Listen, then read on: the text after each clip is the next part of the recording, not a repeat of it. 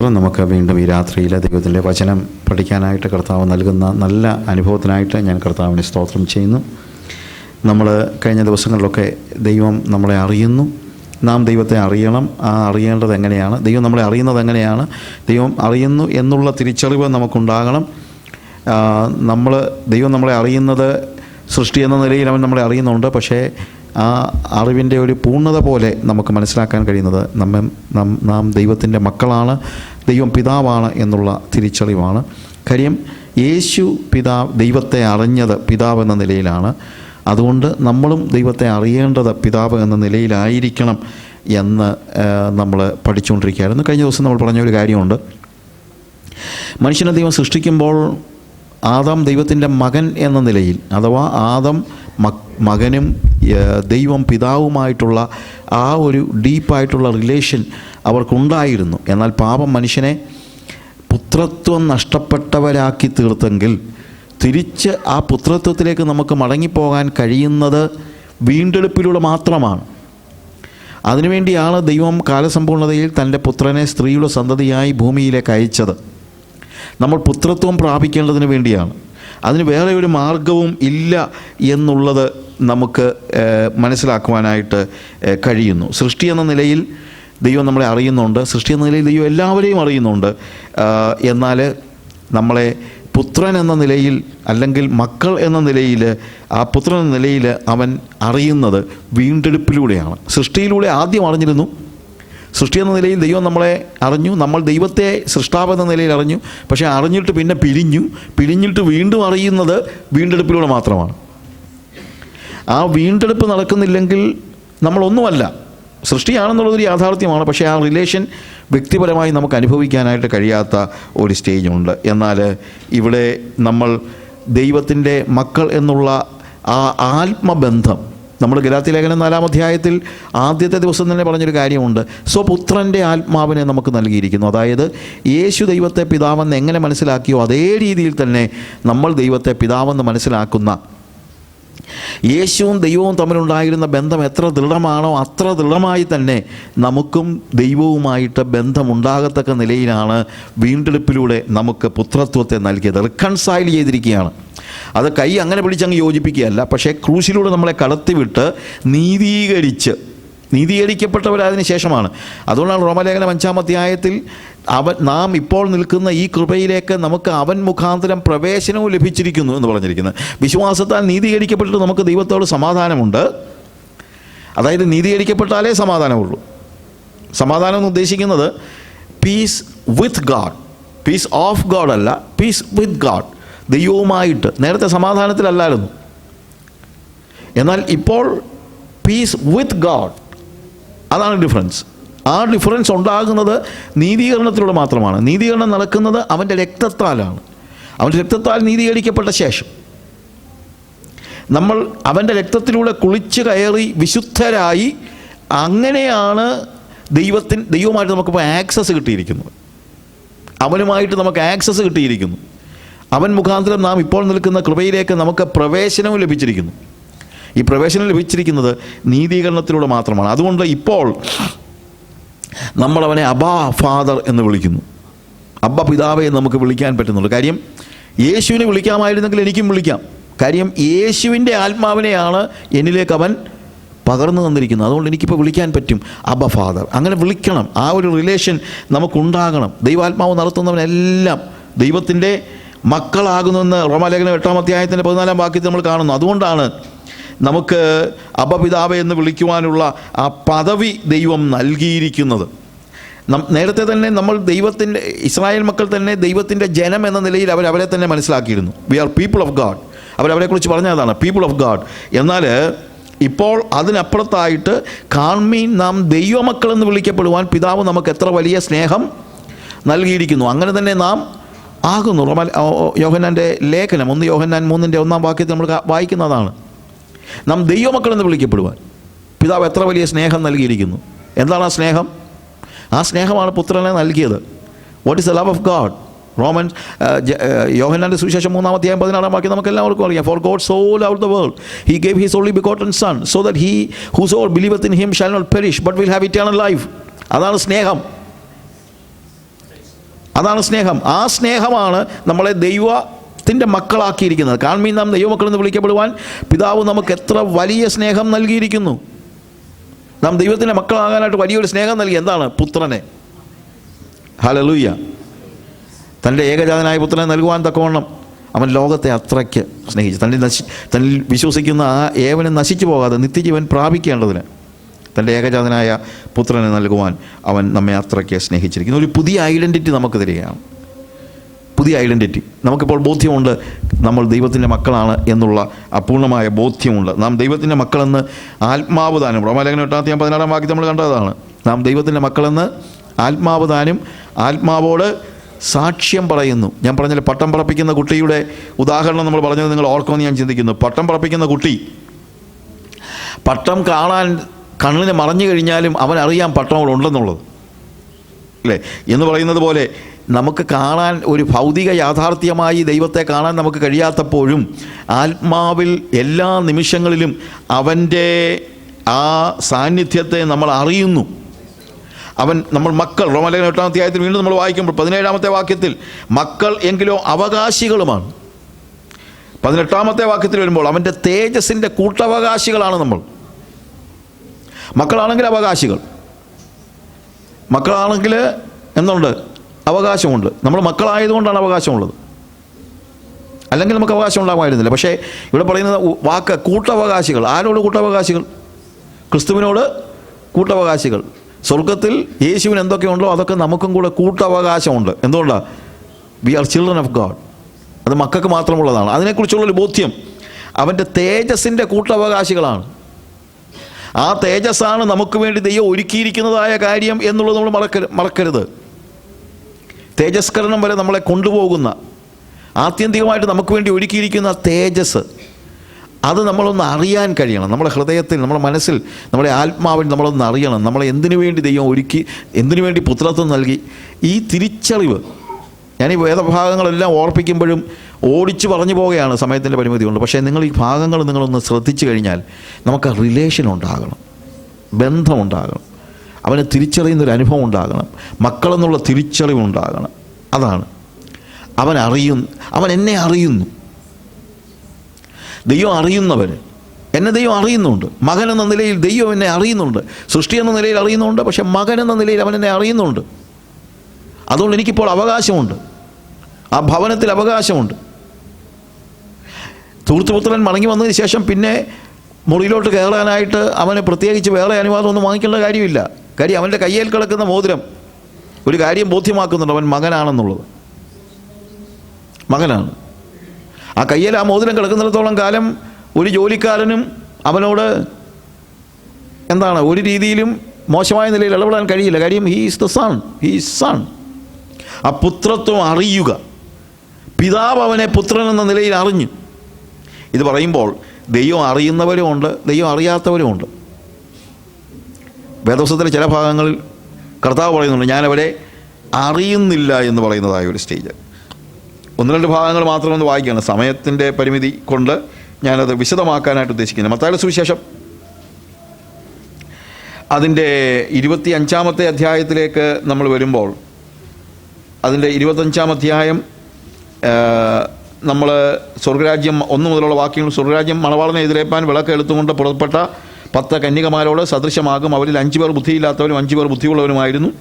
ബുദ്ധിയില്ലാത്തവർ വിളക്കെടുത്തപ്പോൾ എണ്ണ എടുത്തില്ല, ബുദ്ധിയുള്ളവരെ വിളക്കോടുകൂടെ പാത്രത്തിൽ എണ്ണയും എടുത്തു. പിന്നെ മണവാളൻ താമസിക്കുമ്പോൾ എല്ലാവരും മയക്കം പിടിച്ചുറങ്ങി. അർദ്ധരാത്രിക്കോ മണവാളൻ വരുന്നു, അവൻ എതിരേൽപ്പാൻ പുറപ്പെടുവിനെന്നുള്ള ആർപ്പുവിളി ഉണ്ടായി.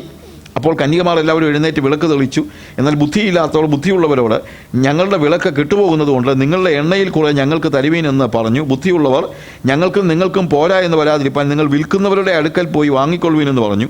അവർ വാങ്ങുവാൻ പോയപ്പോൾ മണവാളൻ വന്നു. ഒരുങ്ങിയിരുന്നവർ അവനോടുകൂടെ കല്യാണ സദ്യയ്ക്ക് ചെന്നു വാതിലടയ്ക്കുകയും ചെയ്തു. അതിൻ്റെ ശേഷം മറ്റേ കന്യകമാരും വന്ന് കർത്താവേ കർത്താവേ ഞങ്ങൾക്ക് തുറക്കണമേ എന്ന് പറഞ്ഞു. അതിനവൻ ഞാൻ നിങ്ങളെ അറിയുന്നില്ലെന്ന്, ഞാൻ നിങ്ങളെ അറിയുന്നില്ല എന്ന് സത്യമായിട്ട് നിങ്ങളോട് പറയുന്നു. നോക്ക്, എന്തൊരു കഷ്ടമാണെന്ന് ആലോചിച്ച് നോക്കിയേ. ഇങ്ങനൊരു വാക്ക് ദൈവത്തിൽ നിന്ന് കേൾക്കേണ്ടി വന്നാലത്തെ കാര്യം. ഇവരെന്തുമാത്രം കഷ്ടപ്പെട്ട് സഭായോഗത്തിന് പോയി. ഇവരെക്കുറിച്ചും പറയുന്നത് എന്താണ്? കന്യകമാരെന്നാണ് പറയുന്നത്. അവരും ആര് തന്നെയാണ്? കന്യകമാരാണ്. മണവാളനെതിരെ പുറപ്പെട്ട 10 കന്യകമാരിൽ 5 പേരാണ്. എന്ന് തന്നെയല്ല, അവരെ സംബന്ധിച്ചിടത്തോളം അവർ ഇവിടെ 5-ാമത്തെ വാക്യത്തിൽ പിന്നെ മണവാളൻ താമസിക്കുമ്പോൾ എല്ലാവരും മയക്കം പിടിച്ചു തുടങ്ങിയെന്നാണ് എഴുതിയിരിക്കുന്നത്. അപ്പോൾ ബുദ്ധി ഉള്ളവരും എന്ത് ചെയ്തു? മയക്കം പിടിച്ചു. സഭയിൽ പലപ്പോഴും ഇങ്ങനെയുള്ള മയക്കങ്ങളൊക്കെ ഉണ്ടാകുന്നുണ്ട്. പക്ഷേ ബുദ്ധിയുള്ള ആളുകൾ ഏത് മയക്കത്തിലും എന്താണ്, അർദ്ധരാത്രിക്കോ മണവാളൻ വരുന്നു അവനെ എതിരേൽപ്പാൻ ഒരുങ്ങിക്കൊള്ളുന്ന ആർപ്പുവിളി ഉണ്ടായി. അപ്പോൾ കന്യകമാരെല്ലാവരും എഴുന്നേറ്റ് വിളക്ക് തെളിച്ചു. ഇത് വിളി കേട്ടിട്ട് ഉണരാതിരുന്നുമില്ല. ഇത്രയും ഇൻവോൾവ്മെൻ്റ് ഉണ്ടായിട്ടും ദൈവം അവരെക്കുറിച്ച് പറയുന്നത് എന്താ? കർത്താവ് പറയുന്നത് എന്താണ്? ഞാൻ നിങ്ങളെ അറിയുന്നില്ലെന്നാണ് പറയുന്നത്. അറിയുന്നില്ല. എന്തുകൊണ്ട്? അവർ ഒരുക്കമില്ലാത്തവരായിരുന്നു. അതാണ് അവസാനം പറയുന്നത്. അതിനകത്തെ ഇതിനെ ഓരോന്നിനും ഓരോ വ്യാഖ്യാനങ്ങളെല്ലാം ഉണ്ടാക്കിയിട്ട് അർത്ഥമൊന്നുമില്ല. അങ്ങനെ 100 കൂട്ടം വ്യാഖ്യാനങ്ങൾ നമ്മൾ പലപ്പോഴും പല കാര്യങ്ങളും ഇതിനകത്ത് കേട്ടിട്ടുണ്ട്. പക്ഷേ ഇവിടെ പറയുന്ന കാര്യം എന്താണ്? ഏറ്റവും ഒടുവിൽ എന്താണ്? ആകയാൽ നാളും നാഴികയും നിങ്ങൾ അറിയായിക കൊണ്ട് ഒരുങ്ങിയിരിപ്പിൻ, ഉണർന്നിരിപ്പിൻ. അപ്പോൾ അവിടുത്തെ പ്രശ്നം ഇതാണ്, ഒരുക്കമില്ലായ്മ. കർത്താവിൻ്റെ വരവിന് വേണ്ടി ഒരുക്കമില്ലാത്തവരായ ആളുകളെ കർത്താവ് വരുമ്പോൾ വിളിക്കുന്ന ഒരു കാര്യമുണ്ട്, ഞാൻ നിങ്ങളെ അറിയുന്നില്ല. ഇന്നത്തെ ഒരു വലിയ പ്രോബ്ലം ഇതാണ്. ഇന്ന് സഭയിൽ കർത്താവിൻ്റെ വരവിനെക്കുറിച്ച് ഒരുക്കമുള്ള എത്ര പേരുണ്ട്? നമ്മളോട് തന്നെ ചോദിച്ചു. ഞാൻ പറയട്ടെ, ഈ ഭാഗങ്ങളൊക്കെ പറയുമ്പോൾ നമ്മളെപ്പോഴും മറ്റാളുകളെ കാണാനായിട്ട് പരിശ്രമിക്കരുത്. എപ്പോഴും എൻ്റെ ഭാഗത്ത് നിന്ന് ഞാൻ ശരിയായിട്ട് ഒരുക്കമുള്ള ആളാണോ എന്ന് എന്നോട് ചോദിക്കാനായിട്ട് പറ്റണം. ഈ വാക്യങ്ങളൊക്കെ വായിക്കുമ്പോൾ ഈ അപകടമൊക്കെ നമുക്കെല്ലാവർക്കും ഉണ്ടാകാൻ സാധ്യതയുള്ളതാണ്. എനിക്കത് ഉണ്ടാകത്തില്ല, മറ്റുള്ളവർക്ക് ഉണ്ടാകും നിങ്ങൾ പറയരുത്. ഇന്ന് കർത്താവിൻ്റെ വരവിന് വേണ്ടിയുള്ള ഒരുക്കം എത്ര പേർക്കുണ്ട്? നമ്മുടെ സഭകളിൽ എത്ര പേർക്കുണ്ട്? നമ്മളിൽ എത്ര പേർക്കുണ്ട്? ഞാൻ ചിലപ്പം ഈ ഓരോ ചില സംഭവങ്ങൾ, ഇപ്പം പണ്ട് മർത്തോമായിൽ വലിയൊരു ഉണർവുണ്ടായ സമയത്ത് എല്ലാവരും ഭയങ്കര പാട്ടും ബഹളവും. അന്ന് ഇപ്പോഴല്ല, ഒത്തിരി കൊച്ചുകുഞ്ഞേശ്വരമൊക്കെ കാലഘട്ടത്തിന് ശേഷമുള്ള ഒരു കാലഘട്ടത്തിലാണ്. അപ്പോൾ അങ്ങനെ ഉണർവുണ്ടായ സമയത്ത് കൊച്ചുകുഞ്ഞേശ്വരല്ല, വേറൊരു ഉദ്ദേശി ഒരു ദിവസം ചോദിച്ചു, ഇപ്പോൾ കർത്താവിൻ്റെ വരവിന് വേണ്ടി ഒരുങ്ങിയിരിക്കുന്നവരെല്ലാം കരങ്ങളെ ഉയർത്തി ഒരു ഹല്ലേലൂയ പറഞ്ഞാട്ടെ എന്ന് പറഞ്ഞപ്പോൾ, ഞാനിപ്പോൾ പറഞ്ഞാലും എല്ലാവരും കൈ ഉയർത്തി പറയത്തില്ലേ? എല്ലാവരും കൈകളെ ഉയർത്തി ഹല്ലേലൂയ എന്ന് പറഞ്ഞു. ഉദ്ദേശം പറഞ്ഞു, ദൈവമേ, ഇതാ നിൻ്റെ ജനമെല്ലാം നിൻ്റെ വരവിന് വേണ്ടി ഒരുങ്ങിയിരിക്കുന്നു, ഇപ്പോൾ ആ കാഹളം ഒന്ന് ധ്വനിച്ചിരുന്നെങ്കിൽ എന്ന് പറഞ്ഞപ്പോൾ ആകാശത്ത് നിന്ന് കാഹളത്തിൻ്റെ ശബ്ദം മുഴങ്ങാൻ തുടങ്ങി. കാഹള ശബ്ദം മുഴങ്ങിയപ്പോഴാണ് എല്ലാവരും കരയാൻ തുടങ്ങി. കാര്യം ആരും എടുക്കപ്പെട്ടില്ല. എന്താണെന്നറിയാമോ? ഉപദേശി മാവിൻ്റെ മുകളിൽ ഒരാളെ നേരത്തെ കയറ്റി നിർത്തിയിട്ടുണ്ടായിരുന്നു, ഇത് പറയുമ്പോൾ കാഹളം ഊതണമെന്ന്. ഈ പറയുന്നതൊക്കെ സത്യമാണോ ഇല്ലയോ എന്നൊന്ന് അറിയണമല്ലോ. ഞാൻ പറഞ്ഞത്, ഈ കരങ്ങളെ ഉയർത്തി ആമേൻ കർത്താവായ യേശുവേ വേഗം വരണമെന്നൊക്കെ പറഞ്ഞിട്ട് ഒറ്റ ഓട്ടം ഓടുന്ന ആ ഇതുണ്ടല്ലോ, അവസാനം നമ്മൾ പിന്നീട് നിൽക്കത്തില്ല. അത് വേദോസം എടുത്ത് കക്ഷതി വെച്ചുകൊണ്ടാണ് വേഗം വരണമെന്ന് പറയുന്നത്. എന്തുകൊണ്ടാണ്? ശരിയായിട്ട് ഒരുക്കം ഉണ്ടായിട്ടാണോ ഇത് പറയുന്നത്? ആത്മാർത്ഥതയോടെ പറയുകയാണോ? കർത്താവിൻ്റെ വരവിന് വേണ്ടി ഒരുങ്ങിയവരെല്ലാം കരങ്ങളെ ഉയർത്താൻ ഞാൻ പലപ്പോഴും ആളോട് ചോദിച്ചിട്ടുണ്ട്. ഞാൻ ചോദിച്ചു, അപ്പോൾ എല്ലാവരും കരത്തെ ഉയർത്തി പറയുമ്പോൾ ഞാൻ ചോദിക്കും, ഇന്ന് രാവിലെ കർത്താവേ നീ ഇന്ന് വന്നെങ്കിൽ എത്ര നന്നായിരുന്നു എന്ന് പ്രാർത്ഥിച്ചിട്ട് ഇറങ്ങിയ ഒരാളെന്ന് പറയാൻ പറഞ്ഞു. കർത്താവിൻ്റെ വരവിന് വേണ്ടി ഒരുങ്ങിയിരിക്കാന്നല്ല, ഇന്ന് രാവിലെ ആരെങ്കിലും ഒരാൾ പ്രാർത്ഥിച്ചോ, എൻ്റെ ദൈവമേ ഇന്ന് നീ വരുമോ, നീ ഇന്ന് വന്നിരുന്നെങ്കിൽ എത്ര നന്നായിരുന്നു എന്ന് പറഞ്ഞേച്ചിറങ്ങി ആരെങ്കിലും ഇവിടെ ഉണ്ടോ? നമ്മൾ വെറുതെ പറയുന്നതല്ലയോ കർത്താവേ വേഗം വരണമെന്നൊക്കെ. ഒരുക്കമില്ലാത്തവരായി, കർത്താവിൻ്റെ വരവിന് വേണ്ടി ഒരുക്കമില്ലാതെ ജീവിക്കുന്ന ആളുകൾ, പ്രത്യാശയില്ലാതെ ജീവിക്കുന്നു. എന്തോ പ്രത്യാശ നമുക്കുള്ളത്? നമ്മൾ എത്ര പേർക്ക് പ്രത്യാശയുണ്ട് കർത്താവിൻ്റെ വരവിന് വേണ്ടി? കർത്താവ് വന്നില്ലെങ്കിലും വലിയ കുഴപ്പമില്ലെന്ന് ചിന്തിക്കുന്നവരാണ് 90% വിശ്വാസികളും ഇന്ന്. കാര്യം അവർക്ക് ഇവിടെ തന്നെ ആവശ്യത്തിനുള്ളതൊക്കെ ഉണ്ട്. അവർക്ക് കർത്താവ് വരണമെന്ന് തന്നെ എത്ര വലിയ നിർബന്ധം. പിന്നെ കർത്താവ് വരികയാണെങ്കിൽ നഷ്ടപ്പെട്ടു പോകരുതെന്നുണ്ട്. നമുക്ക് പലപ്പോഴുമുള്ള ഒരു പ്രത്യേകത, ഇവിടെയും വേണം അവിടെയും വേണം. നമ്മുടെ മലയാളത്തിലെ ഭാഷയിലെ ഒരു ശൈലിയുണ്ട്, കക്ഷത്തിലിരിക്കുന്നത് പോവുകയും ചെയ്യരുത്, ഉത്തരത്തിലിരിക്കുന്നത് എടുക്കുകയും വേണമെന്ന്. അങ്ങനത്തെ പാർട്ടികളാണ് ഇപ്പോഴത്തെ പെന്തക്കോസുകാർ. എന്നാണെന്നറിയാമോ? ഭൂമിയിലുള്ള ഒന്നും പോകാൻ പാടില്ല, ഉയരത്തിലുള്ള അങ്ങോട്ട് ചെല്ലുമ്പോൾ ഒരു സീറ്റ് അവിടെ ഉറപ്പായിട്ട് കിടക്കുകയും വേണം. സൺഡേ സ്കൂൾ ക്ലാസ്സിൽ ലാസറിൻ്റെയും ധനവാൻ്റെയും കഥ പഠിപ്പിച്ചിട്ട് ടീച്ചർ ചോദിച്ചു, നിങ്ങളിൽ ഇവർക്ക് ആരെ പോലെ ആകാനാണ് ആഗ്രഹം? പിള്ളേരെല്ലാം പറഞ്ഞു, ഞങ്ങൾക്ക് ലാസറായാൽ മതി. കാര്യം ലാസർ അബ്രഹാമിൻ്റെ മടിയിലേക്ക് എടുക്കപ്പെട്ടല്ലോ, ധനവാൻ്റെ യാതനാ സ്ഥലത്തല്ലേ കിടക്കുന്നത്. ഒരു ചെറുക്കനോട് ചോദിച്ചപ്പോൾ സ്മാർട്ടായിട്ടൊരു പയ്യനാണ് പറഞ്ഞു, ടീച്ചറെ, ഭൂമിയിൽ ജീവിക്കുമ്പോൾ ധനവാനായും മരിക്കുമ്പോൾ പെട്ടെന്ന് ലാസറാകാനും എനിക്ക് ആഗ്രഹമെന്ന്. ഇന്നത്തെ പെന്തിക്കോസുകാരൻ്റെ എല്ലാം ആഗ്രഹം ഭൂമിയിൽ ജീവിക്കുമ്പോൾ ധനവാനും മരിക്കുമ്പോൾ പെട്ടെന്ന് ലാസറുമാകാനാണ്. അങ്ങനെയുള്ളവർ കർത്താവിൻ്റെ വരവിന് വേണ്ടി ഒരുങ്ങിയിരിക്കുന്നില്ല. കർത്താവിൻ്റെ വരവിന് വേണ്ടിയുള്ള അഭിവാഞ്ചയോടുകൂടിയുള്ളൊരു കാത്തിരിപ്പ്. ഞാൻ ഈ ദിവസങ്ങളിലെടുത്ത ക്ലാസ്സിൻ്റെ എല്ലാം പ്രത്യേകത റിലേഷനാണ് ഞാൻ പറഞ്ഞത്, വേറെ ഒന്നുമല്ല. റിലേഷൻ. ആ റിലേഷൻ നമ്മൾ ആത്മാവിൽ എപ്പോഴും അനുഭവിക്കുന്ന ഒരു റിലേഷൻ, തലേ മാത്രം കയറ്റി വെക്കുന്ന റിലേഷൻ അല്ല. നിങ്ങളെൻ്റെ ഭാര്യയോട് ചെന്നിട്ട് ചോദിക്ക്, സാജു നിൻ്റെ ആരാന്ന് ചോദിച്ചു കഴിഞ്ഞാൽ, ഞങ്ങൾ കുളീനൂർ IPC ചർച്ചിൻ്റെ രജിസ്റ്ററിൽ എന്തോ എഴുതിയേക്കുന്നത് നോക്കട്ടെ, അവിടെ ഭർത്താവെന്നാണ് എഴുതിയിരിക്കുന്നത്, ആന്ന് കേട്ടോ എന്നൊന്നും പറയത്തൊന്നുമില്ല. പറയുമോ? ഇല്ല. അവൾക്കത് പറയാനായിട്ട് ഒരു സെക്കൻഡിൻ്റെ ഒരു സ്പ്ലിറ്റ് സെക്കൻഡ് പോലും വേണ്ട.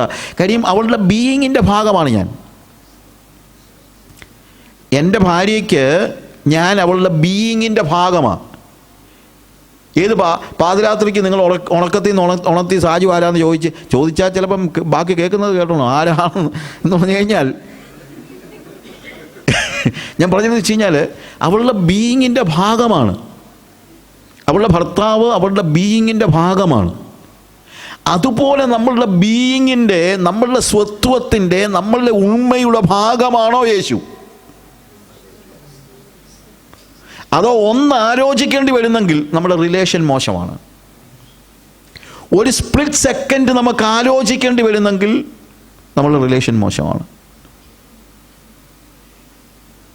കർത്താവിൻ്റെ വരവിന് വേണ്ടിയുള്ള അഭിവാഞ്ചം എന്ന് പറയുന്നത് ഇതുപോലെ തന്നെയാണ്. എത്ര പേര് സ്വപ്നം കാണുന്നുണ്ട് സ്വർഗത്തിൽ ചെന്ന് കർത്താവിൻ്റെ കൂടെ നടക്കുന്ന, കർത്താവിൻ്റെ കൂടെ ഇരിക്കുന്ന, കർത്താവിൻ്റെ കൂടെ. അതൊക്കെ സ്വപ്നത്തിൽ, നമ്മുടെ സ്വപ്നത്തിലെങ്കിലും ഉണ്ടോ അതൊക്കെ? പണ്ടൊക്കെ കഷ്ടതയിലെയും പ്രയാസത്തിൻ്റെയും സ്ഥാനത്ത് നമ്മുടെ വല്യപ്പന്മാർക്കും വല്യമ്മമാർക്കും ഒക്കെ ഉണ്ടായിരുന്നു, കർത്താവ് നീ ഇങ്ങ് വന്നെങ്കിൽ. അത് ഒരു, ഞാൻ പറഞ്ഞത് അതാണ് അതിൻ്റെ പെർഫെക്റ്റ് ആയിട്ടുള്ള സെൻസിൽ ഒരു പക്ഷേ അതായിരിക്കത്തില്ല. കാര്യം ഇവിടുത്തെ കഷ്ടം സഹിക്കാൻ പറ്റാതെ വരുമ്പോഴുണ്ടാകുന്ന ഒരു ചിന്ത മാത്രമല്ല കർത്താവിൻ്റെ വരവ്. എങ്കിലും അവർക്ക് അങ്ങനെയെങ്കിലും ഉണ്ടായിരുന്നു. ഇന്ന് അതുമില്ല, കാര്യം കഷ്ടതയില്ല.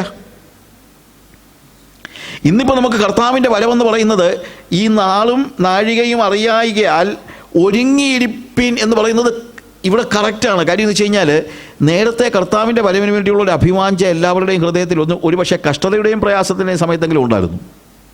പക്ഷെ ഇന്നിപ്പോൾ അതുമില്ല. നമുക്കറിയില്ല കർത്താവ് ഇന്ന് വരുമോ എന്ന്. പക്ഷെ ഇന്ന് വരുമ്പോൾ അവൻ്റെ വരവിന് വേണ്ടിയുള്ള ഒരുക്കത്തിന് എത്രത്തോളം ഒരുക്കം നമുക്കുണ്ടായിട്ടുണ്ട്.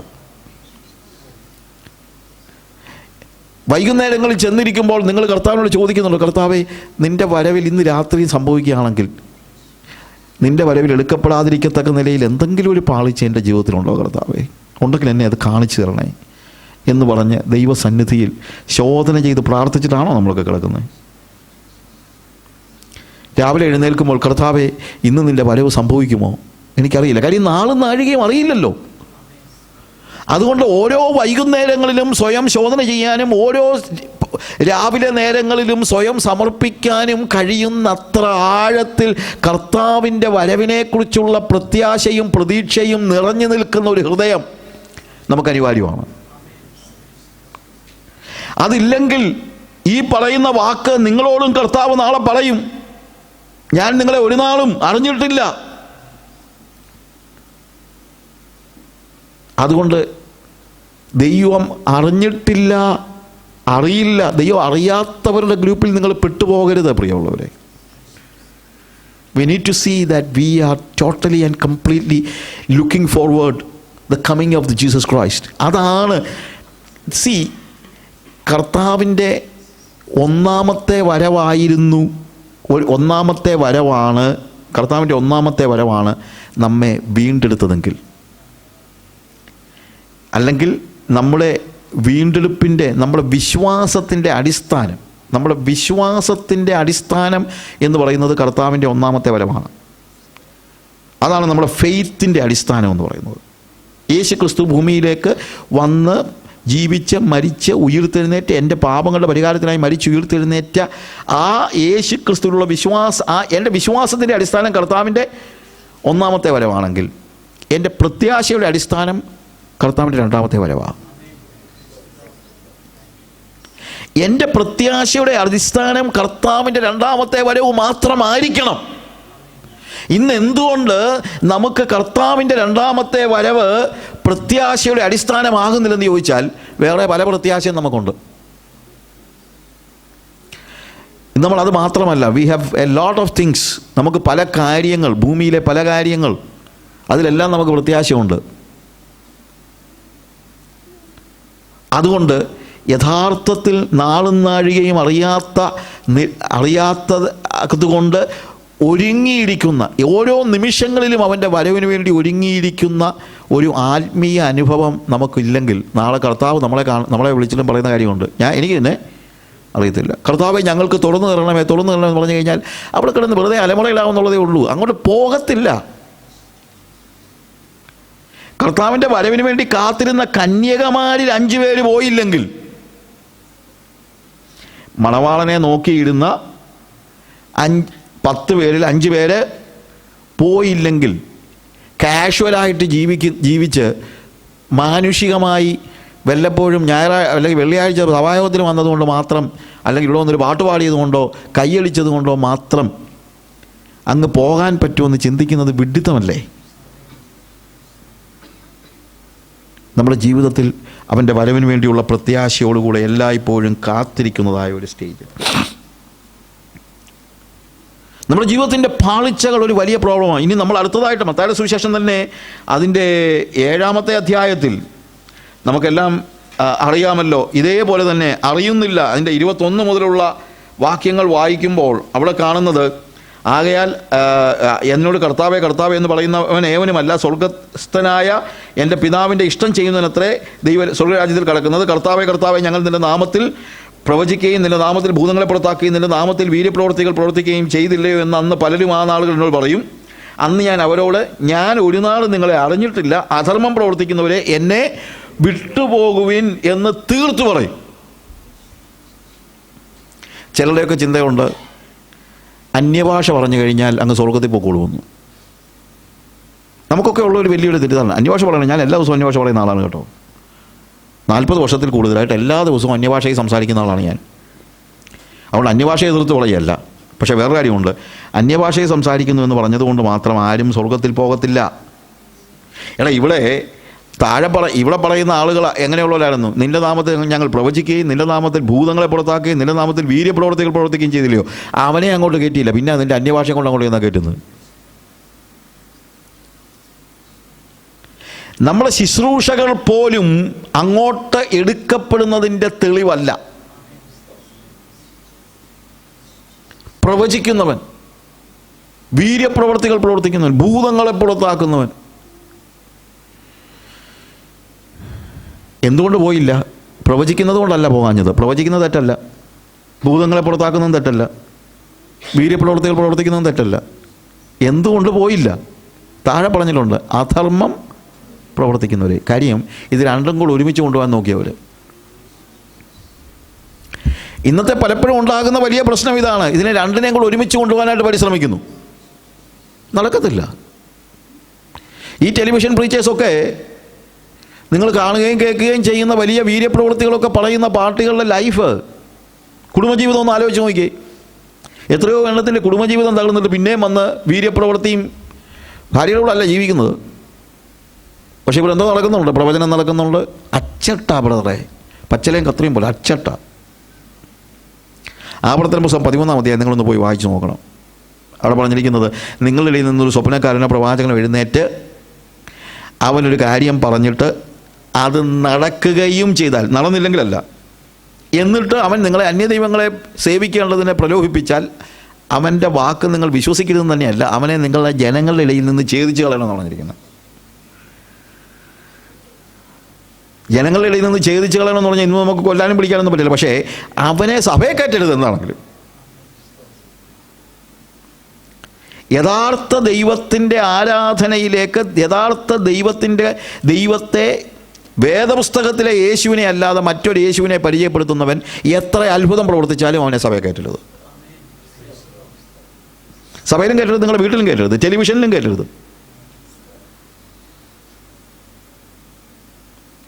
ടെലിവിഷൻ കാണുമ്പോഴൊക്കെ കാണുന്നുള്ള എല്ലാം കുത്തിയിരുന്ന് കണ്ടിട്ട് കാര്യമൊന്നുമില്ല. ആലോചിക്കണം, ഇവൻ എന്നെ എങ്ങോട്ടാണ് നയിക്കുന്നത്?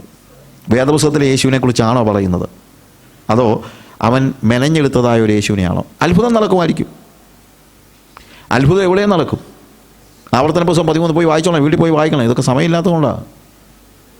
അവിടെ കൃത്യമായിട്ട് പറഞ്ഞിട്ടുണ്ട്.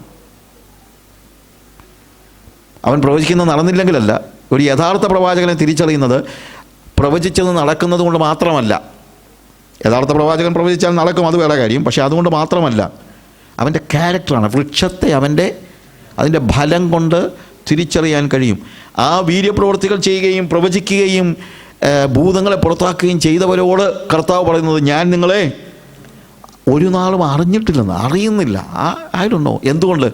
ഞാൻ അറിയത്തില്ലെന്ന് പറഞ്ഞപ്പോഴത്തേക്ക് ഞാൻ പറഞ്ഞല്ലോ, ഞാൻ ബേസിക്കലി പഠിച്ച പണി ജേർണലിസം. അതുകൊണ്ട് ഈ പെട്ടെന്ന് ഈ ബിറ്റ്വീൻ ദ ലൈൻസ് വായിക്കുക എന്ന് നമ്മൾ സാറിന് പറയുമല്ലോ എന്ന് പറഞ്ഞ പോലെ ഇത് വായിച്ചപ്പോൾ എനിക്ക് പെട്ടെന്ന് ചിന്തിച്ചു, അറിയത്തില്ലെന്ന് പറഞ്ഞിട്ട് കർത്താവ് പറയുന്നൊരു കാര്യമുണ്ട്, അധർമ്മം പ്രവർത്തിക്കുന്നവരെ എന്നെ വിട്ടുപോകുവിൻ. അപ്പോൾ അറിയാൻ വയ്യ എന്ന് പറയുന്നത് ശരിയല്ലല്ലോ. അറിയാൻ വയ്യാത്ത വഴിയെ കൂടെ പോകുന്ന ഒരുത്തനെ എനിക്ക് ചുമ്മാ കയറി കള്ളാന്ന് വിളിക്കാൻ പറ്റുകയില്ലല്ലോ. അവൻ കള്ളനാണെന്ന് അറിഞ്ഞെങ്കിലല്ലേ വിളിക്കാൻ പറ്റുള്ളൂ. പക്ഷേ ഇവിടെ കൃത്യമായിട്ട് പറയുന്നു, ഞാൻ നിന്നെ എന്താണ് അധർമ്മം പ്രവർത്തിക്കുന്നവരെ എന്ന് വിളിക്കണമെങ്കിൽ അതിൻ്റെ അർത്ഥം ഇവനെ അറിയാമെന്നല്ലേ, ഇല്ലേ? പിന്നെ അറിഞ്ഞിട്ടില്ലെന്ന് പറഞ്ഞത് കർത്താവ് പറഞ്ഞതെന്നറിയാമോ? ഞാൻ നിന്നെ അറിയുന്നത് പ്രവാചകനായിട്ടോ ഭൂതങ്ങളെ പുറത്താക്കുന്നവനായിട്ടോ വീര്യപ്രവൃത്തി പ്രവർത്തിക്കുന്നവനോ അല്ല. ഞാൻ നിന്നെ അറിയുന്നത് എന്തായിട്ടാണ്? അധർമ്മം പ്രവർത്തിക്കുന്നവനായിട്ടാണ്. കാരണം ഞാൻ നോക്കിയപ്പോഴൊക്കെ നിൻ്റെ അധർമ്മമാണ് മുന്നേ നിന്നത്. ഒരു വലിയ ആത്മീക അർത്ഥം ഇതിനകത്തുണ്ട്. ഈ കാര്യങ്ങളെല്ലാം ഇവർ ചെയ്തത് സഭാഹോളിനകത്താണ്. അധർമ്മം ചെയ്തത് സഭാഹോളിന് പുറത്തും. ദൈവം നമ്മളെ അങ്ങോട്ട് കയറ്റുന്നത് സഭാഹോളിനകത്തുള്ള നമ്മുടെ പെർഫോമൻസ് നോക്കിയല്ല, സഭയ്ക്ക് പുറത്തുള്ള നമ്മുടെ ജീവിതം നോക്കിയാണ് മുകളിലോട്ട് കയറ്റുന്നത്. അതുകൊണ്ട് നമ്മൾ ശ്രദ്ധാലുക്കളായിരിക്കേണ്ടത് ഇവിടെ എന്തെല്ലാം പെർഫോം ചെയ്യുന്നതല്ല, നമ്മളെ എല്ലാം ചിന്തയിലെന്നറിയാമോ? സഭാഹോളിനകത്ത് നമ്മൾ കാണിക്കുന്ന പെർഫോമൻസ് വെച്ചാണ് ദൈവം മുകളിലോട്ട് കയറ്റുന്നതെന്ന്. വെറുതെയാണ്. അതുകൊണ്ടാണ് ഇവിടെ വന്ന് വലിയ ആൾ കളിക്കുന്ന എല്ലാവരും. അതൊരു വലിയൊരു പ്രോബ്ലമാണ്. അത് നമ്മളെ തന്നെ വഞ്ചിക്കുകയാണ്. ഇവിടെ വന്നു കഴിഞ്ഞാൽ എന്തൊരു കരച്ചില്ല. ചിലപ്പം കണ്ണിൽ കൂടെ കണ്ണുനീര് വന്നിരിക്കും, സ്വോത്രം പറയുന്നതൊക്കെ ഭയങ്കര ഇതായിരിക്കും, അന്യഭാഷയോടെ എല്ലാ കാര്യങ്ങളും ഉണ്ട് ഇതിനകത്ത്. പക്ഷേ ഇവിടെ പറയുന്ന അന്യഭാഷ ഒന്നും ദൈവം ശ്രദ്ധിക്കുന്നില്ല. എന്താണ്? നീ പുറത്തെങ്ങനെയാണ്, ഇവിടുന്ന് ഇറങ്ങിയാൽ എങ്ങനെയാണ്, നിൻ്റെ ഭവനത്തിൽ എങ്ങനെയാണ്. ഇവിടെ അന്യഭാഷ പറഞ്ഞിട്ട് ഭർത്താവിനോട് അതിനേക്കാൾ ഉച്ചത്തിൽ മറ്റ് ഭാഷകൾ പറഞ്ഞു കഴിഞ്ഞാൽ സ്വർഗത്തിൽ പോകത്തില്ല.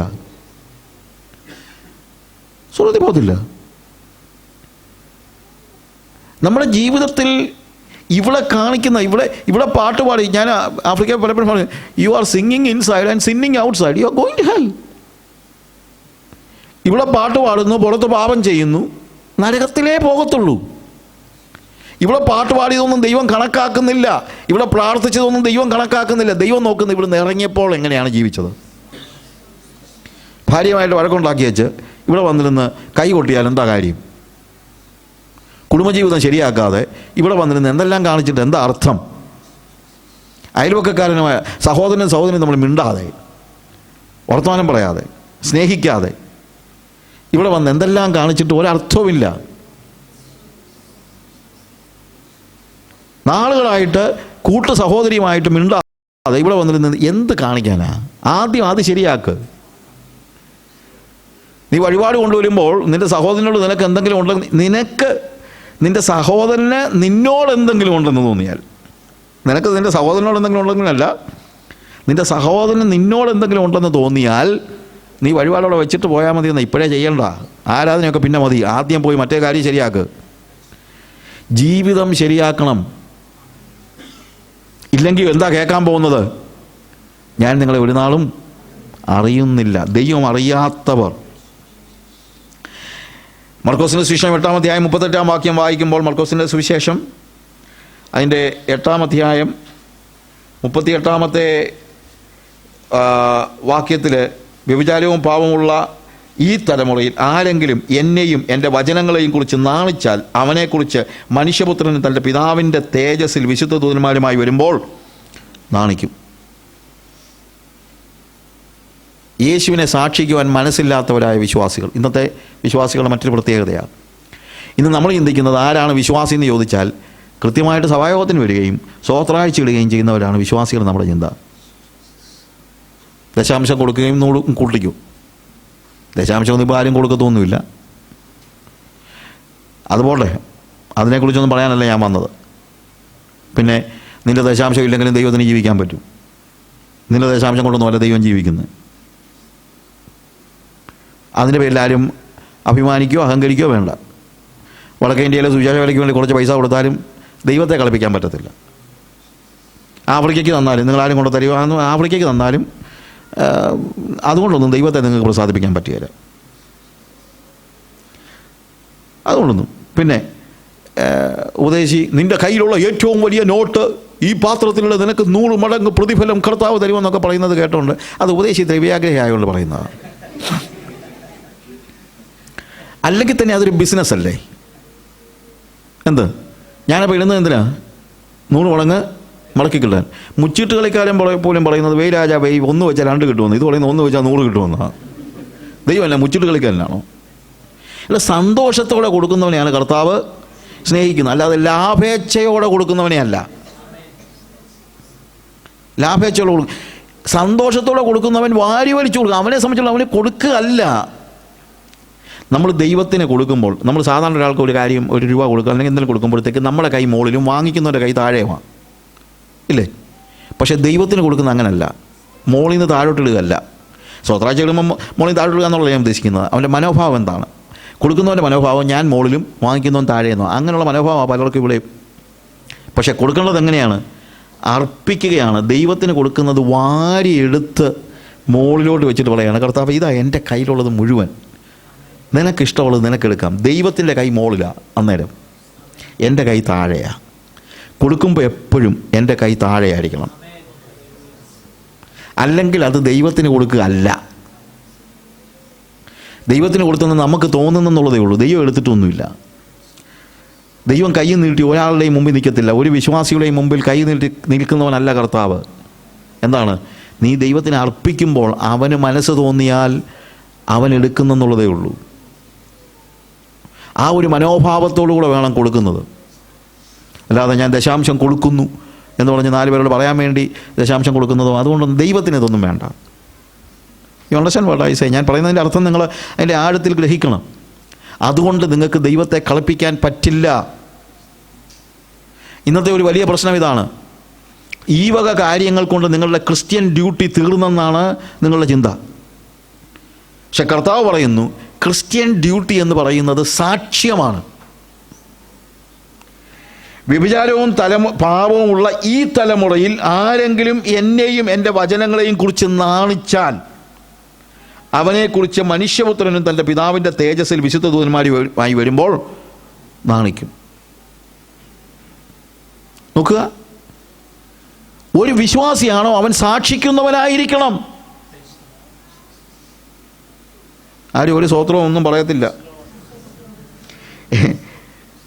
രൂപാന്തരമാവും എന്തെങ്കിലും വില കൊടുക്കേണ്ട എന്തെങ്കിലും കേൾക്കുമ്പോൾ ആരും ഒന്നും പറയത്തില്ല. അല്ലാത്തപ്പോൾ എന്തോ ഒരു സ്വോത്രമൊക്കെയാണെന്നുള്ളതാണ്. ലൂക്കോസിന്റെ സുവിശേഷം 9-ാം അധ്യായം 26-ാം വാക്യത്തിലും ഇതേ ഭാഗം തന്നെ നമ്മൾ കാണുന്നുണ്ട്. ആരെങ്കിലും എന്നെയും എൻ്റെ വചനങ്ങളെയും കുറിച്ച് നാണിച്ചാൽ അവനെക്കുറിച്ച് മനുഷ്യപുത്രൻ തൻ്റെയും പിതാവിൻ്റെയും വിശുദ്ധ ദൂതന്മാരുടെയും മഹത്വത്തിൽ വരുമ്പോൾ നാണിക്കും. ദൈവത്തെക്കുറിച്ചും ദൈവവചനത്തെയും കുറിച്ച് നാണിച്ചാൽ, നാണമില്ലാതെ സുവിശേഷം പറയുന്നവനാണ് യഥാർത്ഥത്തിലുള്ള ക്രിസ്ത്യാനി. അവനെക്കുറിച്ചാണ് ദൈവത്തിന് മടിയില്ലാത്തത്. ആളുകളോട് സാക്ഷിക്കാൻ ഇന്നത്തെ സഭകളിൽ ഇങ്ങനൊരു കാര്യമില്ലല്ലോ. സാക്ഷിക്കുക എന്ന് പറഞ്ഞൊരു കാര്യമില്ല. ഇവിടുത്തെ കാര്യം തന്നെ എടുക്കുക. എന്നോട് എൻ്റെ ഒരു സുഹൃത്ത് പറഞ്ഞു, നാളെ 1-2-3-4 കുഞ്ഞുങ്ങൾ സ്നാനപ്പെടുന്നുണ്ട്. എന്നിട്ട് അദ്ദേഹം തന്നെ പറഞ്ഞു, കുറേ നാളായിട്ട് ഞാനിവിടെ വരുന്നുണ്ട്, പക്ഷേ ഇതുവരെ കുഞ്ഞുങ്ങളല്ലാതെ വേറെ ആരും സ്നാനപ്പെട്ട് കണ്ടിട്ടില്ലെന്ന്.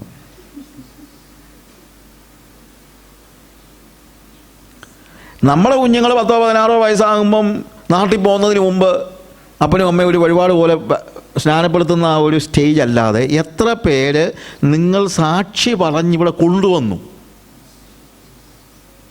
നിങ്ങളുടെ സാക്ഷ്യത്തിലൂടെ നിങ്ങളുടെ കൂടെ വർക്ക് ചെയ്യുന്ന ആരെങ്കിലും ഇവിടെ വന്നോ? ബ്രദറെ, നമ്മൾ മറ്റൊരു രാജ്യത്തല്ലയോ ബ്രദറെ? വ്യഭിചാരവും ദോഷമുള്ള ഈ തലമുറയിൽ നാണിച്ചാലെന്നാണ് എഴുതിയിരിക്കുന്നത്, അല്ലാതെ എല്ലാ സാഹചര്യങ്ങളും അനുകൂലമായ സമയത്തും സ്ഥലത്തും എന്നല്ല എഴുതിയിരിക്കുന്നത്.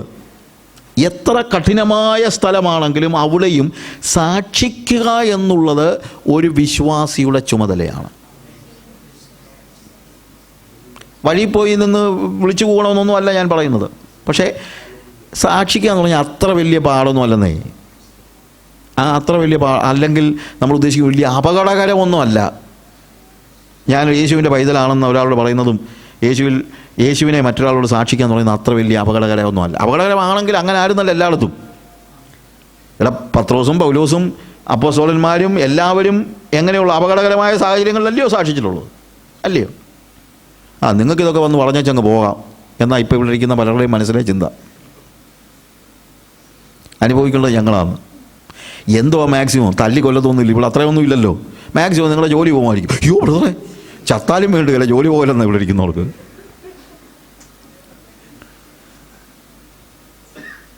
ഒരു വിലയും കൊടുക്കാത്ത സുവിശേഷ വേലയല്ല. ഒടുവിൽ കർത്താവിൽ നിന്ന് കേൾക്കരുത്, എന്ത്? എനിക്ക് നിന്നെക്കുറിച്ച് നാണമാന്ന്. കർത്താവ് എന്നെക്കുറിച്ച് നാണിക്കാതിരിക്കണമെങ്കിൽ ഞാൻ സാക്ഷിക്കുന്നവനായിരിക്കണം. ഏറ്റവും കുറഞ്ഞത് നിങ്ങളുടെ അയൽവക്കത്തെ ഫ്ലാറ്റിലെങ്കിലും ചെന്ന് നിങ്ങളൊന്ന് സുവിശേഷം പറ. നിങ്ങളുടെ കൂടെ വർക്ക് ചെയ്യുന്ന ആളുകളോട് നിങ്ങളൊന്ന് സുവിശേഷം പറയാം. ഒരു ബുക്ക് കൊടുക്കുക, ഒരു ട്രാക്റ്റ് കൊടുക്കുക, എന്തെങ്കിലും ഒന്ന് ചെയ്യാൻ. പിടിക്കുന്നെങ്കിൽ പിടിക്കട്ടെ. ജീവനൊന്നും പോകത്തൊന്നുമില്ലെന്നേ, അങ്ങനൊന്നും ഇല്ല. അത്രയും പേടിക്കേണ്ട കാര്യമൊന്നുമില്ല. എന്നാൽ ദൈവം അറിയുന്നവരായ ആളുകൾ, ഇപ്പോൾ 2 തിമോത്തിയോസിൻ്റെ ലേഖനത്തിൽ നമ്മൾ വായിക്കുമ്പോൾ 2 തിമോത്തി ചാപ്റ്റർ 1 വേഴ്സ് 12 അത് നിമിത്തം തന്നെ ഞാൻ ഇതൊക്കെയും സഹിക്കുന്നു, എങ്കിലും ലജ്ജിക്കുന്നില്ല. ഞാൻ ആരെ വിശ്വസിച്ചിരിക്കുന്നു എന്ന് അറിയുന്നു. അവൻ എൻ്റെ ഉപനിധി ആ ദിവസം വരെ സൂക്ഷിപ്പാൻ ശക്തൻ എന്ന് ഞാൻ ഉറച്ചിരിക്കുന്നു. ആ trust for the which cause I also suffer these things. ഞാൻ ഇതൊക്കെയും സഹിക്കുന്നു, ഇതൊക്കെ ഞാൻ സഫർ ചെയ്യുന്നു. പക്ഷേ എനിക്കൊരു കാര്യം അറിയാം. ഞാൻ എന്താണ്, nevertheless I am not ashamed. ഞാൻ ലജ്ജിക്കുന്നില്ല. For I know whom I have believed and am persuaded that he is able to keep that which I have committed unto him against that day. ഒരു ദിവസമുണ്ട്. ഇവിടെ ഞാൻ ലജ്ജിച്ച് പോവുകയല്ല. ഞാൻ ലജ്ജിക്കുന്നില്ലെന്നാണ് അപ്പോൾ പറഞ്ഞിരിക്കുന്നത്. അത് നിമിത്തം തന്നെ ഞാൻ ഇതൊക്കെയും സഹിക്കുന്നു, എങ്കിലും ലജ്ജിക്കുന്നില്ല. സഫറിങ്സ് ഉണ്ട്, പ്രശ്നങ്ങളുണ്ട്. അതുകൊണ്ടാണ് ഞാൻ പറഞ്ഞത് ഒരു പ്രശ്നവും ഉണ്ടാകത്തില്ലെന്നുള്ളതല്ല ഞാൻ പറയുന്നത്. ചിലപ്പോൾ പ്രശ്നം ഉണ്ടാകുമായിരിക്കും, ചിലപ്പോൾ പ്രതിസന്ധി ഉണ്ടാകുമായിരിക്കും. പക്ഷെ നിങ്ങൾ പറയുന്നത് പോലെയുള്ള വലിയ പ്രതിസന്ധി ഒന്നും ഇല്ല.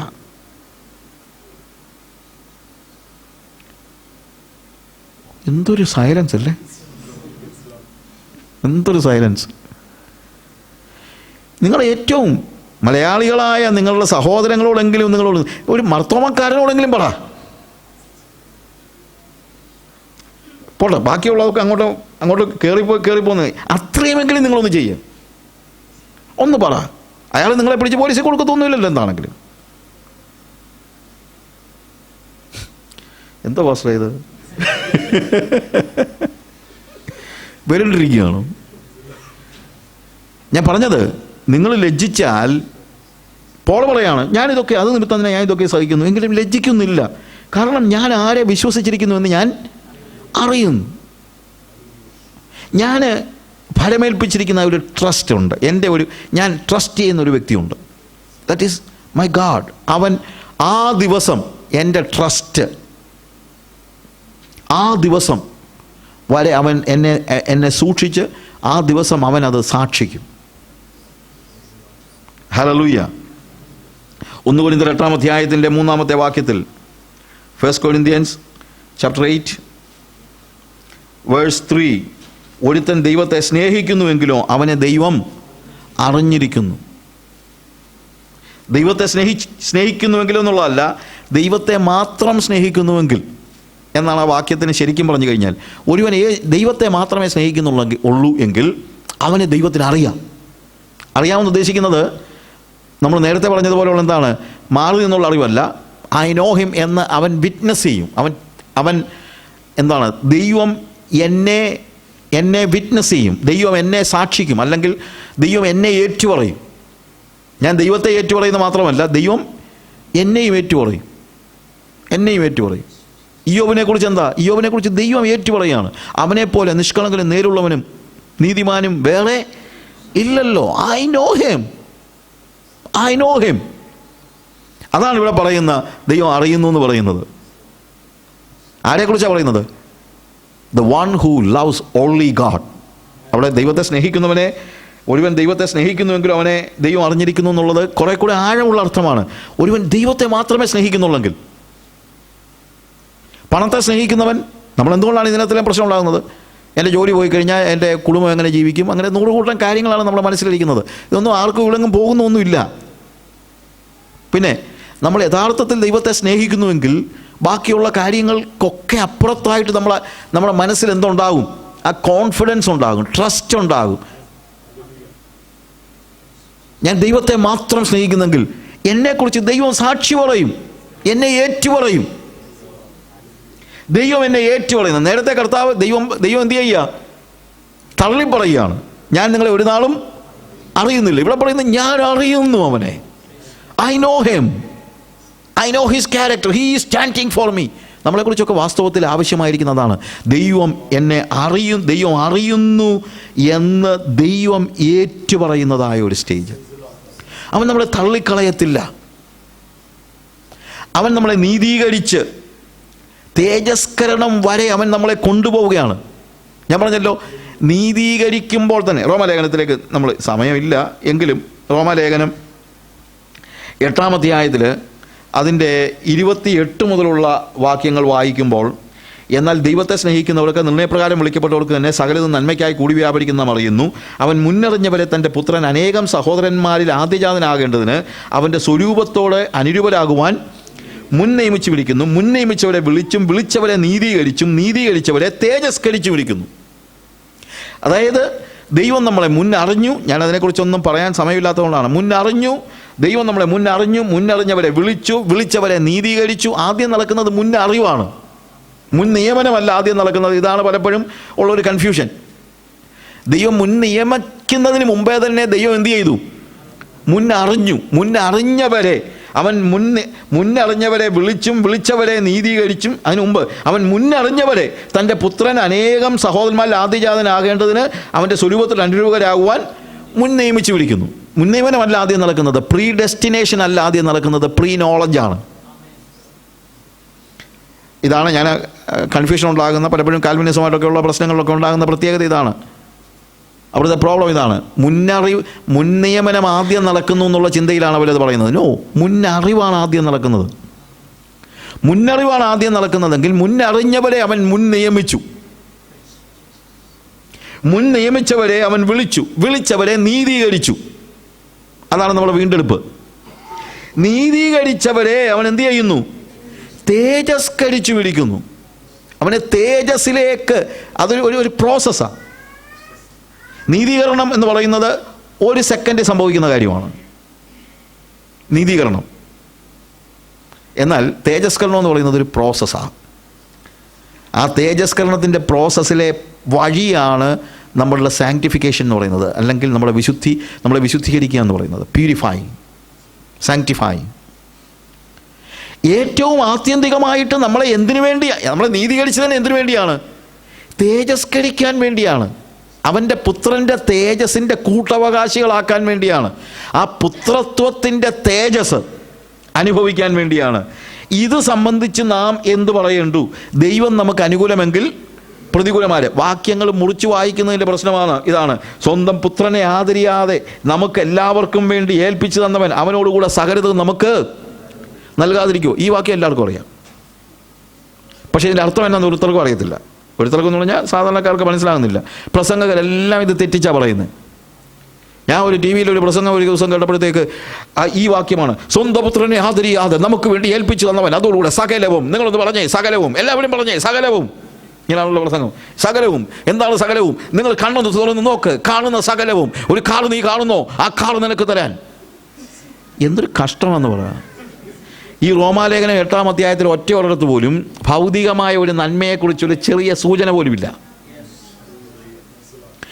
ഈ റോമാലേഖനം 8-ാം അധ്യായം മുഴുവൻ പറയുന്നത് തേജസ്സിനെ കുറിച്ചാണ്. തേജസ് 1 മുതൽ നിങ്ങൾ ഈ വാക്യങ്ങളൊക്കെ പോയി ഒന്ന് വായിക്കണം പ്രിയമുള്ളവരെ. ഇവിടെ വരുമ്പോൾ മാത്രം വേദവസം തുറന്നാൽ പോരാ, വീട്ടിൽ പോയി വേദവസം വായിക്കണം.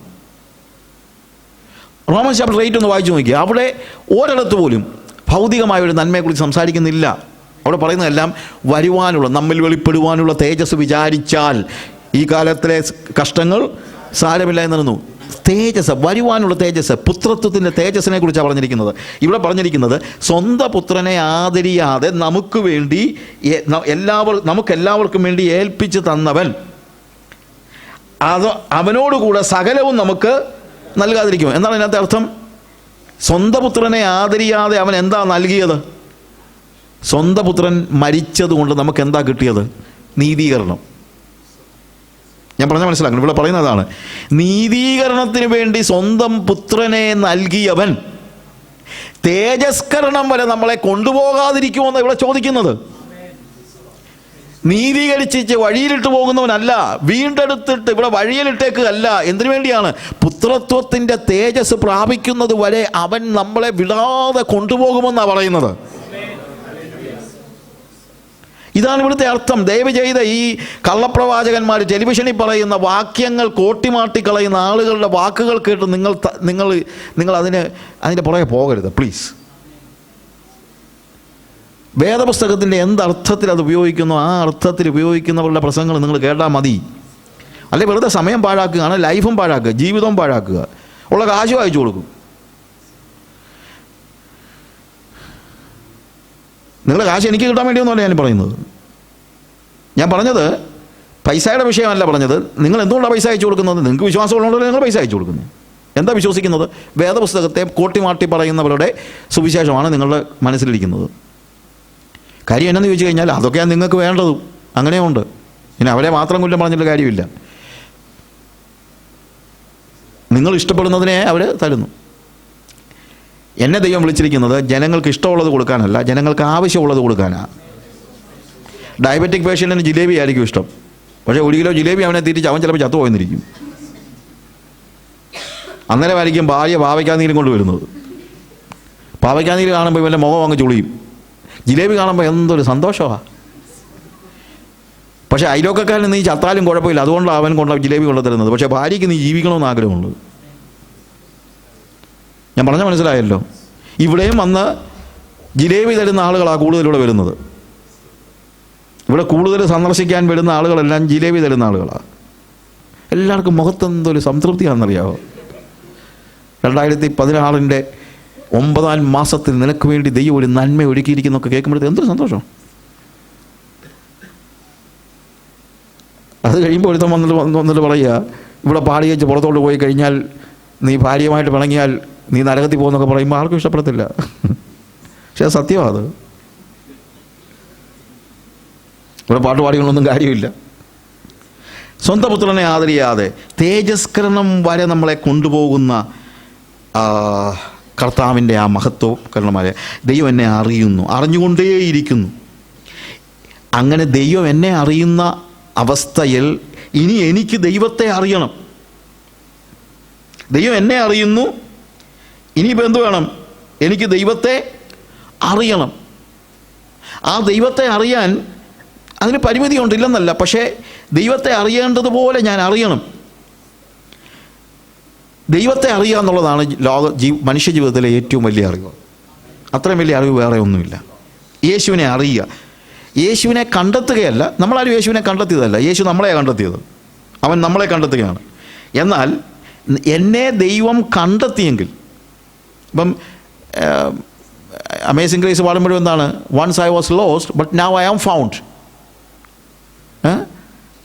ഐ ഫൗണ്ട് എന്നല്ല, ഐ ആം ഫൗണ്ട്. ഞാൻ കണ്ടെത്തിയെന്നല്ല, എന്നെ കണ്ടെത്തി. ദൈവത്തിൻ്റെ കൃപ എന്ത് ചെയ്യുകയാണ്? എന്നെ കണ്ടെത്തുകയാണ്. അല്ല, ഞാൻ ദൈവകൃപ കണ്ടെത്തുകയല്ല, ദൈവകൃപ എന്നെ കണ്ടെത്തുകയാണ്. പക്ഷേ എന്നെ കണ്ടെത്തിയപ്പോൾ, എന്നെ വീണ്ടെടുത്തപ്പോൾ, എന്നെ കർത്താവ് വീണ്ടെടുത്തു. ഇതൊക്കെ ദൈവത്തിൻ്റെ പ്രവൃത്തിയാണ്. പക്ഷേ ഇനി ഞാൻ അവനെ എന്ത് ചെയ്യണം? അറിയണം. ആ അറിവ് ശാസ്ത്രീയമായ ഒരറിവല്ല, ഇന്ദ്രിയപരമായ ഒരറിവുമല്ല, ബുദ്ധിപരമായ അറിവല്ല, ആത്മാവിൽ ഞാൻ അറിയണം. ഇത് അറിവിൻ്റെ ഒരു കാലഘട്ടമാണ്, ഇൻഫർമേഷൻ്റെ ഒരു ലോകമാണ്. അറിവ് പണ്ടൊക്കെ നൂറ്റാണ്ടുകൾ കൂടുമ്പോഴാണ് ഡബിൾ ചെയ്തിരുന്നതെങ്കിൽ ഇപ്പം ചിലപ്പോൾ മാസങ്ങൾ കൂടുമ്പോൾ തന്നെ, അല്ലെങ്കിൽ ചില വർഷങ്ങൾ കൊണ്ട് തന്നെ എന്താണ്, അറിവുകൾ ഡബിൾ ചെയ്തുകൊണ്ടിരിക്കുന്ന ഒരു കാലയളവിലാണ്. ഇപ്പോഴത്തെ പിള്ളേർക്ക് ഞാൻ സാധാരണ രീതിയിൽ മുമ്പേ പറഞ്ഞതുപോലെ പിള്ളേർക്കിപ്പോൾ ബുദ്ധിയൊന്നും കൂടുതലൊന്നുമില്ല, പിന്നെ അറിവ് കൂടുതലുണ്ട്. കാരണം അക്വയർഡ് ആയിട്ടുള്ള നോളജ് ഓൾറെഡി ഉള്ളതുകൊണ്ട് അവനിനി അത്രയും ബുദ്ധിമുട്ടേണ്ട കാര്യമില്ല, അവന് കുറച്ചുകൂടെ ആഡ് ചെയ്താൽ മതി. നമ്മുടെ ഒരു കാലയളവിൽ ഉണ്ടായിരുന്ന അറിവിൻ്റെ പല മടങ്ങ് അറിവ് ഇപ്പോൾ ഓൾറെഡി അക്വയർഡ് ആയിട്ടുണ്ട്. അത് ലഭിച്ചിരിക്കുന്ന, കൂട്ടിവെച്ചിരിക്കുന്ന അറിവുണ്ട്. അതിനകത്തുള്ള പണിയായി പിള്ളേരെല്ലാം കാണിക്കുന്നത്. അല്ലാതെ ബുദ്ധി കൂടുതലായതുകൊണ്ടൊന്നുമില്ല. ഇപ്പോഴത്തെ പിള്ളേർക്ക് ബുദ്ധിയൊന്നും കൂടുതലൊന്നുമില്ല, പക്ഷേ ഇപ്പോഴത്തെ പിള്ളേർക്ക് ഇൻഫർമേഷൻ കൂടുതലുണ്ട്. എന്നാൽ ആ ഇൻഫർമേഷൻ ഞാൻ ചില ഭാഗങ്ങൾ ഡിസ്ക്രൈബ് ചെയ്യാനായിട്ട് സമയമില്ല. ഈ അറിവിനെക്കുറിച്ച് നമ്മൾ പറയുമ്പോൾ ഈ അറിവ് അനുഭവിക്കുന്ന ഒരവസ്ഥ വന്നില്ലെങ്കിൽ ആ അറിവ് കൊണ്ട് പ്രയോജനം ഉണ്ടാകുന്നില്ല. കർത്താവിനെ നമ്മൾ അനുഭവിക്കുന്ന അറിവ്, നോളജ് ബൈ എക്സ്പീരിയൻസ്, അതാണ് വാസ്തവത്തിൽ നമുക്ക് ആവശ്യമായിരിക്കുന്ന അതിൻ്റെ ആ കർത്താവിനെ നമ്മൾ അറിയുക. പക്ഷേ ഈ അറിവിന് നിദാനമെന്ന് പറയുന്നത് ഇൻഫർമേഷൻ അല്ല. Information is there. വേദപുസ്തകത്തിൽ യേശുവിനെക്കുറിച്ചുള്ള അറിവുണ്ട്. അതിപ്പോൾ ആര് വായിച്ചാലും അവർക്ക് ഇൻഫർമേഷനുണ്ട്. പക്ഷെ ആ ഇൻഫർമേഷൻ കൊണ്ട് മാത്രം ഒരു വ്യക്തിക്ക് യേശുവിനെ അറിയാൻ കഴിയില്ല. ഈ ഇൻഫർമേഷൻ തന്നെ മനുഷ്യൻ വായിക്കുമ്പോൾ മനസ്സിലാക്കുന്നത് മാനുഷികമായിട്ടാണ്. എന്നാൽ പരിശുദ്ധാത്മ നിയന്ത്രിതനായ ഒരു വ്യക്തി അത് വായിക്കുമ്പോൾ അവനുണ്ടാകുന്നത് ഇൻഫർമേഷനല്ല, റെവലേഷനാണ്. ആ റെവലേഷനാണ് വാസ്തവത്തിൽ നമുക്ക് ആവശ്യം. നോളജിനപ്പുറത്ത് റെവലേഷൻ ഉണ്ടാകണം. നോളജിൻ്റെ അപ്പുറത്തായിട്ട് നമുക്കുണ്ടാകേണ്ടത് റെവലേഷനാണ്. ആ റെവലേഷനിൽ, അതുകൊണ്ടാണ് അത് യുക്തിക്ക് അതീതമായ കാര്യങ്ങളാണ് പലപ്പോഴും. യുക്തി കൊണ്ട് പലപ്പോഴും നമുക്കതിനെ മനസ്സിലാക്കാനായിട്ട് കഴിയത്തില്ല. അതിനപ്പുറത്തുള്ള കാര്യമാണ്. പക്ഷേ യുക്തിക്കപ്പുറത്തൊന്നും ഇല്ല എന്ന് ചിന്തിച്ചിട്ട് കാര്യമില്ല. ഞാൻ ഒരു IASലുള്ള ഞാൻ ഒരാളുമായിട്ട് ഇങ്ങനെ പരിചയപ്പെട്ട കൂട്ടത്തിൽ ഞാൻ എൻ്റെ ഒരു ബുക്ക് കൊടുത്തു. എൻ്റെ ഒരു കസിൻ IASലുണ്ട്, അവർ ഫ്രണ്ട്സാണ്. അപ്പോൾ ആ ഒരു ബന്ധത്തിലാണ് ഞങ്ങളിങ്ങനെ സംസാരിച്ച് ഈ ബുക്ക്, എൻ്റെ ഒരു ബുക്ക് ഞാൻ കൊടുത്തപ്പോഴത്തേക്ക്, ഇംഗ്ലീഷിലുള്ളൊരു ബുക്കാണ്, shadow of the almighty എന്ന് പറഞ്ഞ്. അദ്ദേഹം പറഞ്ഞു, I'm sorry, I don't read these kind of books. Why? I'm a rationalist. ഞാൻ ഒരു യുക്തിവാദിയാണ്, എനിക്ക് ഇതൊന്നും വായിക്കാൻ ഇഷ്ടമില്ല. ഞാൻ പറഞ്ഞു, ഓക്കെ, നോ പ്രോബ്ലം. ഇപ്പോൾ നമുക്ക് നിർബന്ധിച്ചാലും കൊണ്ട് വായിപ്പിക്കാൻ പറ്റില്ല. എന്നിട്ട് ഞാൻ ചോദിച്ചു, sir, I have a question. Do you think that rationality is the ultimate thing? യുക്തിയാണ് ആത്യന്തികമായ കാര്യമെന്ന് നിങ്ങൾ ചിന്തിക്കുന്നുണ്ടോ? അദ്ദേഹം പറഞ്ഞു, യെസ്, യുക്തിക്കപ്പുറത്തൊന്നുമില്ല. ഞാൻ ചോദിച്ചു, അൾട്ടിമേറ്റായിട്ട് ഒന്നല്ല ഉണ്ടാകാൻ പറ്റുള്ളൂ? അതെ, അതാണ് യുക്തിയാണ് അൾട്ടിമേറ്റ്. ഞാൻ ചോദിച്ചു, അങ്ങനെയാണെങ്കിൽ സാറേ, രണ്ട് പേരുടെ യുക്തി വ്യത്യസ്തമാകാൻ പറ്റത്തില്ലല്ലോ. എൻ്റെ യുക്തി അല്ല സാറിൻ്റെ യുക്തി. അൾട്ടിമേറ്റായിട്ട് ഒന്നേ ഉണ്ടാകാൻ പറ്റുള്ളെങ്കിൽ രണ്ട് യുക്തി ഉണ്ടാകുമ്പോൾ രണ്ട് അൾട്ടിമേറ്റ് ഉണ്ടാകാൻ പറ്റത്തില്ലല്ലോ. അപ്പോൾ യുക്തി അല്ല അൾട്ടിമേറ്റ് എന്നുള്ളതല്ലേ അർത്ഥം? That make sense. പഠിച്ച മനുഷ്യനായതുകൊണ്ട് അത് അക്സെപ്റ്റ് ചെയ്തു, അല്ലെങ്കിൽ സാധാരണ വഴക്കുണ്ടാക്കാൻ വരും. എന്നിട്ട് രണ്ടാമത് ഞാൻ അദ്ദേഹത്തിന് ചോദിച്ചു, ഓക്കെ സാർ, ഇത് തന്നെയല്ല, എൻ്റെ യുക്തി തന്നെ അങ്ങ് അൾട്ടിമേറ്റായിട്ട് അങ്ങ് ചിന്തിക്കുക. എങ്കിൽ പോലും ഇന്നലത്തെ എൻ്റെ യുക്തി അല്ലല്ലോ ഇന്നത്തെ എൻ്റെ യുക്തി, നാളത്തെ എൻ്റെ യുക്തി വേറെ ആയിരിക്കുകയും ചെയ്യും. അപ്പോൾ യുക്തി തന്നെ മാറിക്കൊണ്ടിരിക്കുകയല്ലേ. പിന്നെ അദ്ദേഹം പറഞ്ഞ്, യാ വാട്ട് യു സേ, അതിനകത്ത് സെൻസ് ഉണ്ട് എന്ന് പറഞ്ഞു. ഒടുവിൽ ഞാൻ പറഞ്ഞു, സാറേ, ഒന്നുകൂടെ ഞാൻ പറയാം, തലയെന്ന് ഭിത്തിയിലടിച്ചാൽ തീരാനുള്ളതേ ഉള്ളൂ ഏത് യുക്തിയും. തലയെന്ന് ഭിത്തിയിലടിച്ചാൽ തീരാനുള്ളതേ ഉള്ളൂ ഏത് യുക്തിയും. യുക്തിയുടെ പ്രശ്നം അതാ, അത്രയേ ഉള്ളൂ യുക്തി. എന്നാൽ യുക്തി നമുക്ക് തരുന്നത് നിഗമനങ്ങളാണ്, കൺക്ലൂഷൻസ്. റാഷണാലിറ്റി അല്ലെങ്കിൽ റീസണിങ് കൊണ്ട് നമുക്കുണ്ടാകുന്നത് കൺക്ലൂഷനാണ്. പക്ഷേ ആത്മാവ് നമുക്ക് തരുന്നതിന് വേദവസം പറയുന്നത് കൺവിക്ഷൻ എന്നാണ്, ബോധ്യം. പരിശുദ്ധാത്മാവ് വരുമ്പോൾ അവൻ നിങ്ങൾക്ക് ബോധ്യപ്പെടുത്തുന്നു. ഹി വിൽ കൺവിൻസ് യു, ബോധ്യപ്പെടുത്തും. ബോധ്യമാണ് പരിശുദ്ധാത്മാവ് നമുക്ക് നൽകുന്ന റെവലേഷനിലൂടെ നമുക്ക് ലഭിക്കുന്നത്. കൺക്ലൂഷൻ അല്ല, എന്താണ്? ബോധ്യമാണ്. അതുകൊണ്ടാണ് ഈ കാര്യങ്ങൾക്ക് നമുക്ക് ഉറപ്പുണ്ടാകുന്നത്. ബോധ്യം ഉണ്ടാവുക, ബോധ്യം. അതൊരു അനുഭൂതിയല്ല. ഇന്നിപ്പോൾ പലപ്പോഴും സഭകളിൽ ഉണ്ടാകുന്നത് ഒരു അനുഭൂതിയാണ്, എക്സ്റ്റസിയാണ്. അപ്പം ഒരു എക്സ്റ്റസിയിലല്ല ഇപ്പോഴത്തെ. അതുകൊണ്ട് എല്ലാം ഫീൽ ഗുഡ് ചർച്ചസ് ആണ്. നിനക്കൊന്ന് നന്നായിട്ട് ഫീൽ ചെയ്യാനുള്ള സഭ വരുന്നത് എന്തിനാണെന്ന് ചോദിച്ചു കഴിഞ്ഞാൽ we want to make you feel good. Joel ഓസ്റ്റിൻ്റെയൊക്കെ സഭയുടെയൊക്കെ പ്രത്യേകത ഫീൽ ഗുഡ് ചർച്ചസ്. ഞാൻ ഈ പേരൊക്കെ അങ്ങ് തുറന്ന് പറയുക, വെറുതെ പാഴായി പോകാതിരിക്കാനാണ്. എനിക്കറിയാം നിങ്ങൾക്ക് പലർക്കും അത് ഇഷ്ടപ്പെടത്തില്ലെന്നുള്ളത്, പക്ഷേ ദിസ് ഈസ് എ ഫാക്ട്. നിങ്ങൾ പാഴായി പോകരുത്. Feel good churches. അങ്ങനെ നന്നായിട്ട് ഫീൽ ചെയ്യാനുള്ള ഒരു ഒരു ഒരു സ്ഥലമല്ല ഈ സഭ എന്ന് പറയുന്നത്. ഈ സഭ എന്ന് പറയുന്നത് ബോധ്യത്തിൽ ദൈവത്തെ ആരാധിക്കുന്നവരാണ്. നമുക്ക് ആവശ്യമായിരിക്കുന്നത് റെവലേഷനിലൂടെ ഉണ്ടാകുന്ന ബോധ്യമാണ്, കൺക്ലൂഷൻ അല്ല. ഇങ്ങനെ കൺക്ലൂഷൻ നിഗമനത്തിൻ്റെ പ്രത്യേകത നിഗമനം ഉണ്ടാകുന്നത് നമ്മുടെ യുക്തിയിൽ നിന്നാണ് നിഗമനം ഉണ്ടാകുന്നത്. നിഗമനമാകുമ്പോഴത്തേക്ക് വേറൊരു യുക്തി വന്നാൽ ഇത് മാറും. യുക്തിയിൽ ഉണ്ടാകുന്ന ഒരു നിഗമനം മറ്റൊരു യുക്തി ഉണ്ടാകുമ്പോൾ ഈ നിഗമനം മാറും. പക്ഷേ കൺവിക്ഷൻ മാറത്തില്ല. പരിശുദ്ധാത്മാവ് നൽകുന്ന കൺവിക്ഷൻ എന്താണ്? ഒരിക്കലും മാറുന്നതല്ല. ഈ റെവലേഷൻ ദൈവം വെളിപ്പെടുത്തുന്നതായ കാര്യമാണെന്ന് നമ്മൾ മനസ്സിലാക്കണം. It is revealed by God. God is revealing it. ദൈവം ഇടപെടുന്ന ഓരോ വിധങ്ങളും, എൻ്റെ ജീവിതത്തിൽ ദൈവം ഇടപെടുന്ന എല്ലാ വിധങ്ങളും ദൈവം എനിക്ക് ബോധ്യപ്പെടുത്തുകയാണ്. എനിക്ക് യേശു ഒരു നിഗമനമല്ല, എനിക്കൊരു ആശയമല്ല. He is not a religious idea. He is real to me. Is real. അങ്ങനെ ബോധ്യങ്ങളുള്ളവരാണ് ആരാധിക്കാൻ വരുന്നത്.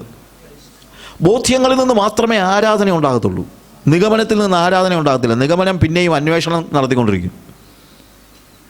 പല മതങ്ങളിലും സത്യാന്വേഷികളുണ്ട്, പക്ഷേ അവർക്കൊരിക്കലും ദൈവത്തെ എന്ത് ചെയ്യാൻ പറ്റത്തില്ല, ആരാധിക്കാൻ പറ്റുകയില്ല. അവരിങ്ങനെ അന്വേഷിച്ചുകൊണ്ടിരിക്കാനേ പറ്റുള്ളൂ. നമ്മൾ അന്വേഷിച്ചുകൊണ്ടിരിക്കുന്ന ഒരു കാര്യത്തെ നമുക്ക് ആരാധിക്കാൻ പറ്റുകയില്ല. കണ്ടെത്തുന്ന ഒരു കാര്യത്തെ അല്ലെങ്കിൽ ബോധ്യപ്പെട്ട ഒരു കാര്യത്തെ മാത്രമേ നമുക്ക് ആരാധിക്കാൻ പറ്റുള്ളൂ.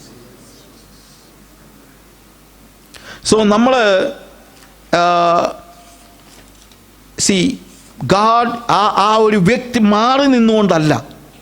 ഞാൻ യേശുവിനെ മാറി നിന്നറിയുകയല്ല, ഞാൻ അനുഭവിക്കുകയാണ്. മാറി നിന്നുള്ള അറിവല്ല വെളിപ്പാട്. വെളിപ്പാടെന്ന് പറഞ്ഞാൽ നമ്മളതിൻ്റെ ഭാഗമാവുകയാണ്. മാറി നിന്ന് പല കാര്യങ്ങൾ, ദൈവത്തെക്കുറിച്ചുള്ള അറിവുകൊണ്ട് ദൈവത്തെ അറിയുന്നതുമുണ്ട്. പണ്ട് ഓസ്കർ അവാർഡ് കിട്ടിയ ഒരു ആക്ടർ ഒരു ചർച്ചിലെ മീറ്റിങ്ങിന് ഇങ്ങനെ വന്നു. അപ്പം ഇപ്പോഴത്തെ പ്രത്യേകതയുണ്ടല്ലോ, അങ്ങനെയുള്ളവർ ആരെങ്കിലും വന്നു കഴിഞ്ഞാൽ പിന്നെ സഭയിൽ വലിയ മുന്നേറ്റി ഇരുത്തി വലിയ ബഹുമാനമൊക്കെ ഉണ്ടല്ലോ. അങ്ങനെ ബഹുമാനിച്ച കൂട്ടത്തിൽ അദ്ദേഹത്തോട് ഒരാൾ ചോദിച്ചു, can you just perform something from the Bible? അദ്ദേഹം പറഞ്ഞു, ഞാനൊരു കാര്യം ചെയ്യാം, ഞാൻ 23-ാം സങ്കീർത്തനം ഞാനൊന്ന് പെർഫോം ചെയ്ത് കാണിക്കാം എന്ന് പറഞ്ഞ് വളരെ കാര്യമായിട്ട് അയാളങ്ങോട്ട് നിന്ന് കൈകളൊക്കെ എടുത്ത് the Lord is my shepherd എന്നൊക്കെ പറഞ്ഞ് വലിയ കാര്യമായിട്ടൊക്കെ പാട്ട് പോലൊക്കെ ആക്കി എല്ലാം നന്നായിട്ട് പെർഫോം ചെയ്ത് ആളുകൾ എഴുന്നേറ്റ് നിന്ന് ആളുകൾ കൈയടിക്കാൻ തുടങ്ങി. എല്ലാവരും കൈയടിച്ചു. അപ്പം MC ചെയ്ത ആൾ ചോദിച്ചു, is there anybody else who can perform like this? അപ്പോൾ ആരും തയ്യാറായില്ല. പ്രായമുള്ള ഒരു തള്ള, ചുക്കിച്ചുളിഞ്ഞ മുഖമുള്ള ഒരു തള്ള എഴുന്നേറ്റ് നിന്ന് 23-ാം സങ്കീർത്തനം അവർ പറഞ്ഞു. വെറുതെ പറഞ്ഞതാണ്, യഹോവ എൻ്റെ ഇടയനാകുന്നു എന്ന് പറഞ്ഞ് അവർ സംസാരിച്ച് കഴിഞ്ഞപ്പോഴത്തേക്ക് അവരുടെ മുഖത്തെ ആത്മാർത്ഥതയിൽ കണ്ടിട്ട് ആളുകളെ എഴുന്നേറ്റ് നിന്ന് കൈയടിച്ചു. ഉടനെ ആളുകൾ ഈ ആക്ടറോട് ചോദിച്ചു, നിങ്ങൾ ഓസ്കാർ നേടിയ ആളാണ്, പക്ഷേ നിങ്ങളെക്കാൾ നന്നായിട്ട് എങ്ങനെ ഈ സ്ത്രീക്ക് പെർഫോം ചെയ്യാൻ പറ്റി ഇവിടെ? ഉടനെ ഈ മനുഷ്യൻ പറഞ്ഞ കാര്യം, I know Psalms 23, but she knows her shepherd.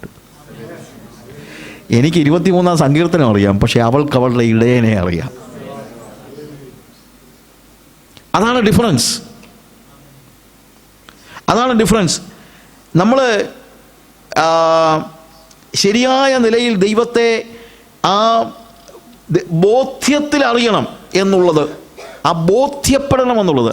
അറിയല്ല, ദൈവത്തെക്കുറിച്ചുള്ള ഇൻഫർമേഷൻ അല്ല ഇവിടുത്തെ വിഷയം. ഇൻഫർമേഷന് വേണം. അവിടെ ഞാൻ പറഞ്ഞത്, ഇൻഫർമേഷനെ ഞാൻ തള്ളിക്കളയല്ല. ഇൻഫർമേഷൻ ഇല്ലാതെ യേശുവിനെക്കുറിച്ചുള്ള ഇൻഫർമേഷൻ സുവിശേഷങ്ങളിൽ നമ്മൾ വായിക്കുന്നുണ്ട്. അത് വായിക്കാതിരിക്കാൻ പറ്റില്ല. അത് വെറും ഇൻഫർമേഷനാണ് എന്ന് പറഞ്ഞ് എനിക്ക് അനുഭൂതികളാണ് ആവശ്യമെന്ന് ചിന്തിക്കരുത്. അതൊരു കൾട്ടായിട്ട് മാറത്തേ ഉള്ളൂ. അങ്ങനെയുള്ള പല ആളുകളുണ്ട്. എന്താണ്, വേദപുസ്തകത്തിൻ്റെ ബേസിലല്ലാത്ത വെളിപ്പാടുകളെന്ന് പറഞ്ഞ് നമ്മുടെ അടുത്ത് വരുന്ന ആളുകളുണ്ട്. ഒരിക്കലും അവരെ അടുപ്പിക്കരുത്. കാര്യം വെളിപ്പാടുകളുടെ അടിസ്ഥാനമെന്ന് പറയുന്നത് വേദപുസ്തകമാണ്.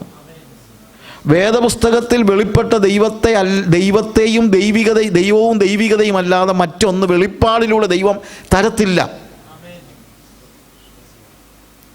അതൊന്നും നിങ്ങൾ മനസ്സിലാക്കണം. എല്ലാ കൾട്ട് ഗ്രൂപ്പുകളും എന്താ സംഭവിച്ചിരിക്കുന്നത്?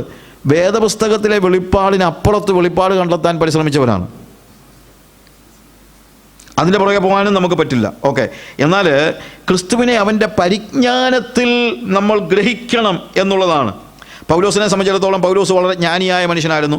അപ്പോസ്തല പ്രവൃത്തി 26-24 വാക്യത്തിൽ വിദ്യാബഹുത്വത്താൽ നിനക്ക് ഭ്രാന്ത് പിടിച്ചിരിക്കുന്നെന്ന് രാജാവ് അവനോട് പറയുന്നുണ്ട്. അത്രയ്ക്കും ജ്ഞാനിയായ മനുഷ്യനായിരുന്നു. അവന് ഇൻഫർമേഷൻ എല്ലാം ഉണ്ടായിരുന്നു, അവന് നോളജ് ഉണ്ടായിരുന്നു, അവനെല്ലാ കാര്യങ്ങളും ഉണ്ടായിരുന്നു. ഗമാലിയേലിൻ്റെ ശിഷ്യനായിരുന്നു, സെന്നദ്രി സംഘത്തിൻ്റെ അംഗമായിരുന്നു. മറ്റ് മതങ്ങളിലെ കാര്യങ്ങളെക്കുറിച്ച് അവൻ അറിയാമായിരുന്നു. അപ്പോസ്തല പ്രവൃത്തി 17-28 വാക്യത്തിൽ അവൻ അരയോപക കുന്നിൽ നിന്ന് പ്രസംഗിക്കുമ്പോഴെല്ലാം മറ്റ് മതങ്ങളിലെ കാര്യങ്ങളെല്ലാം പറയുന്നത്.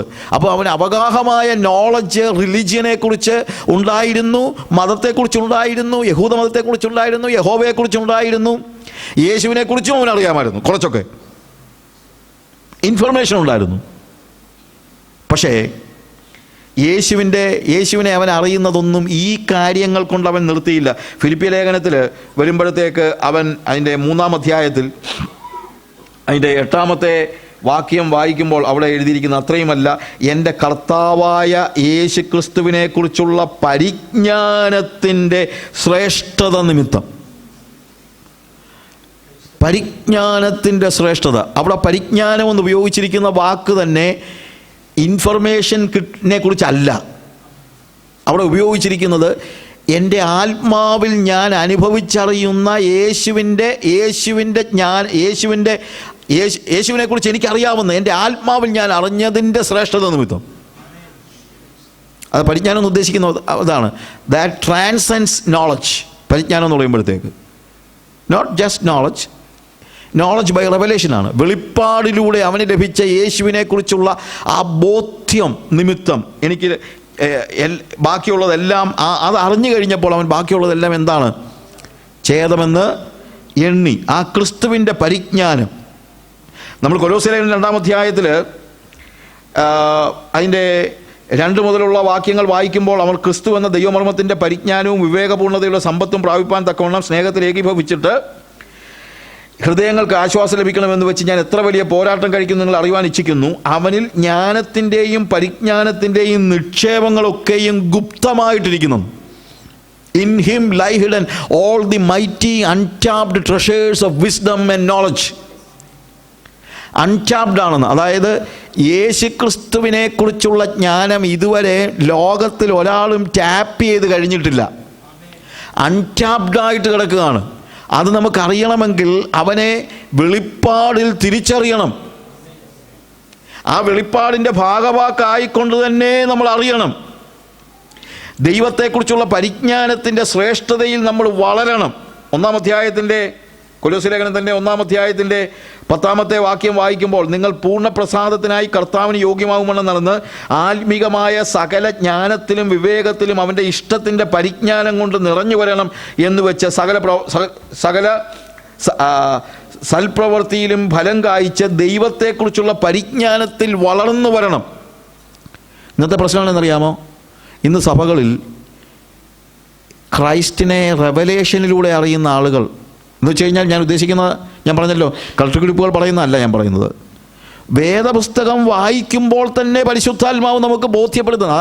അങ്ങനെ ഇരുന്ന് വായിക്കുന്നില്ലല്ലോ ആൾക്കാർ.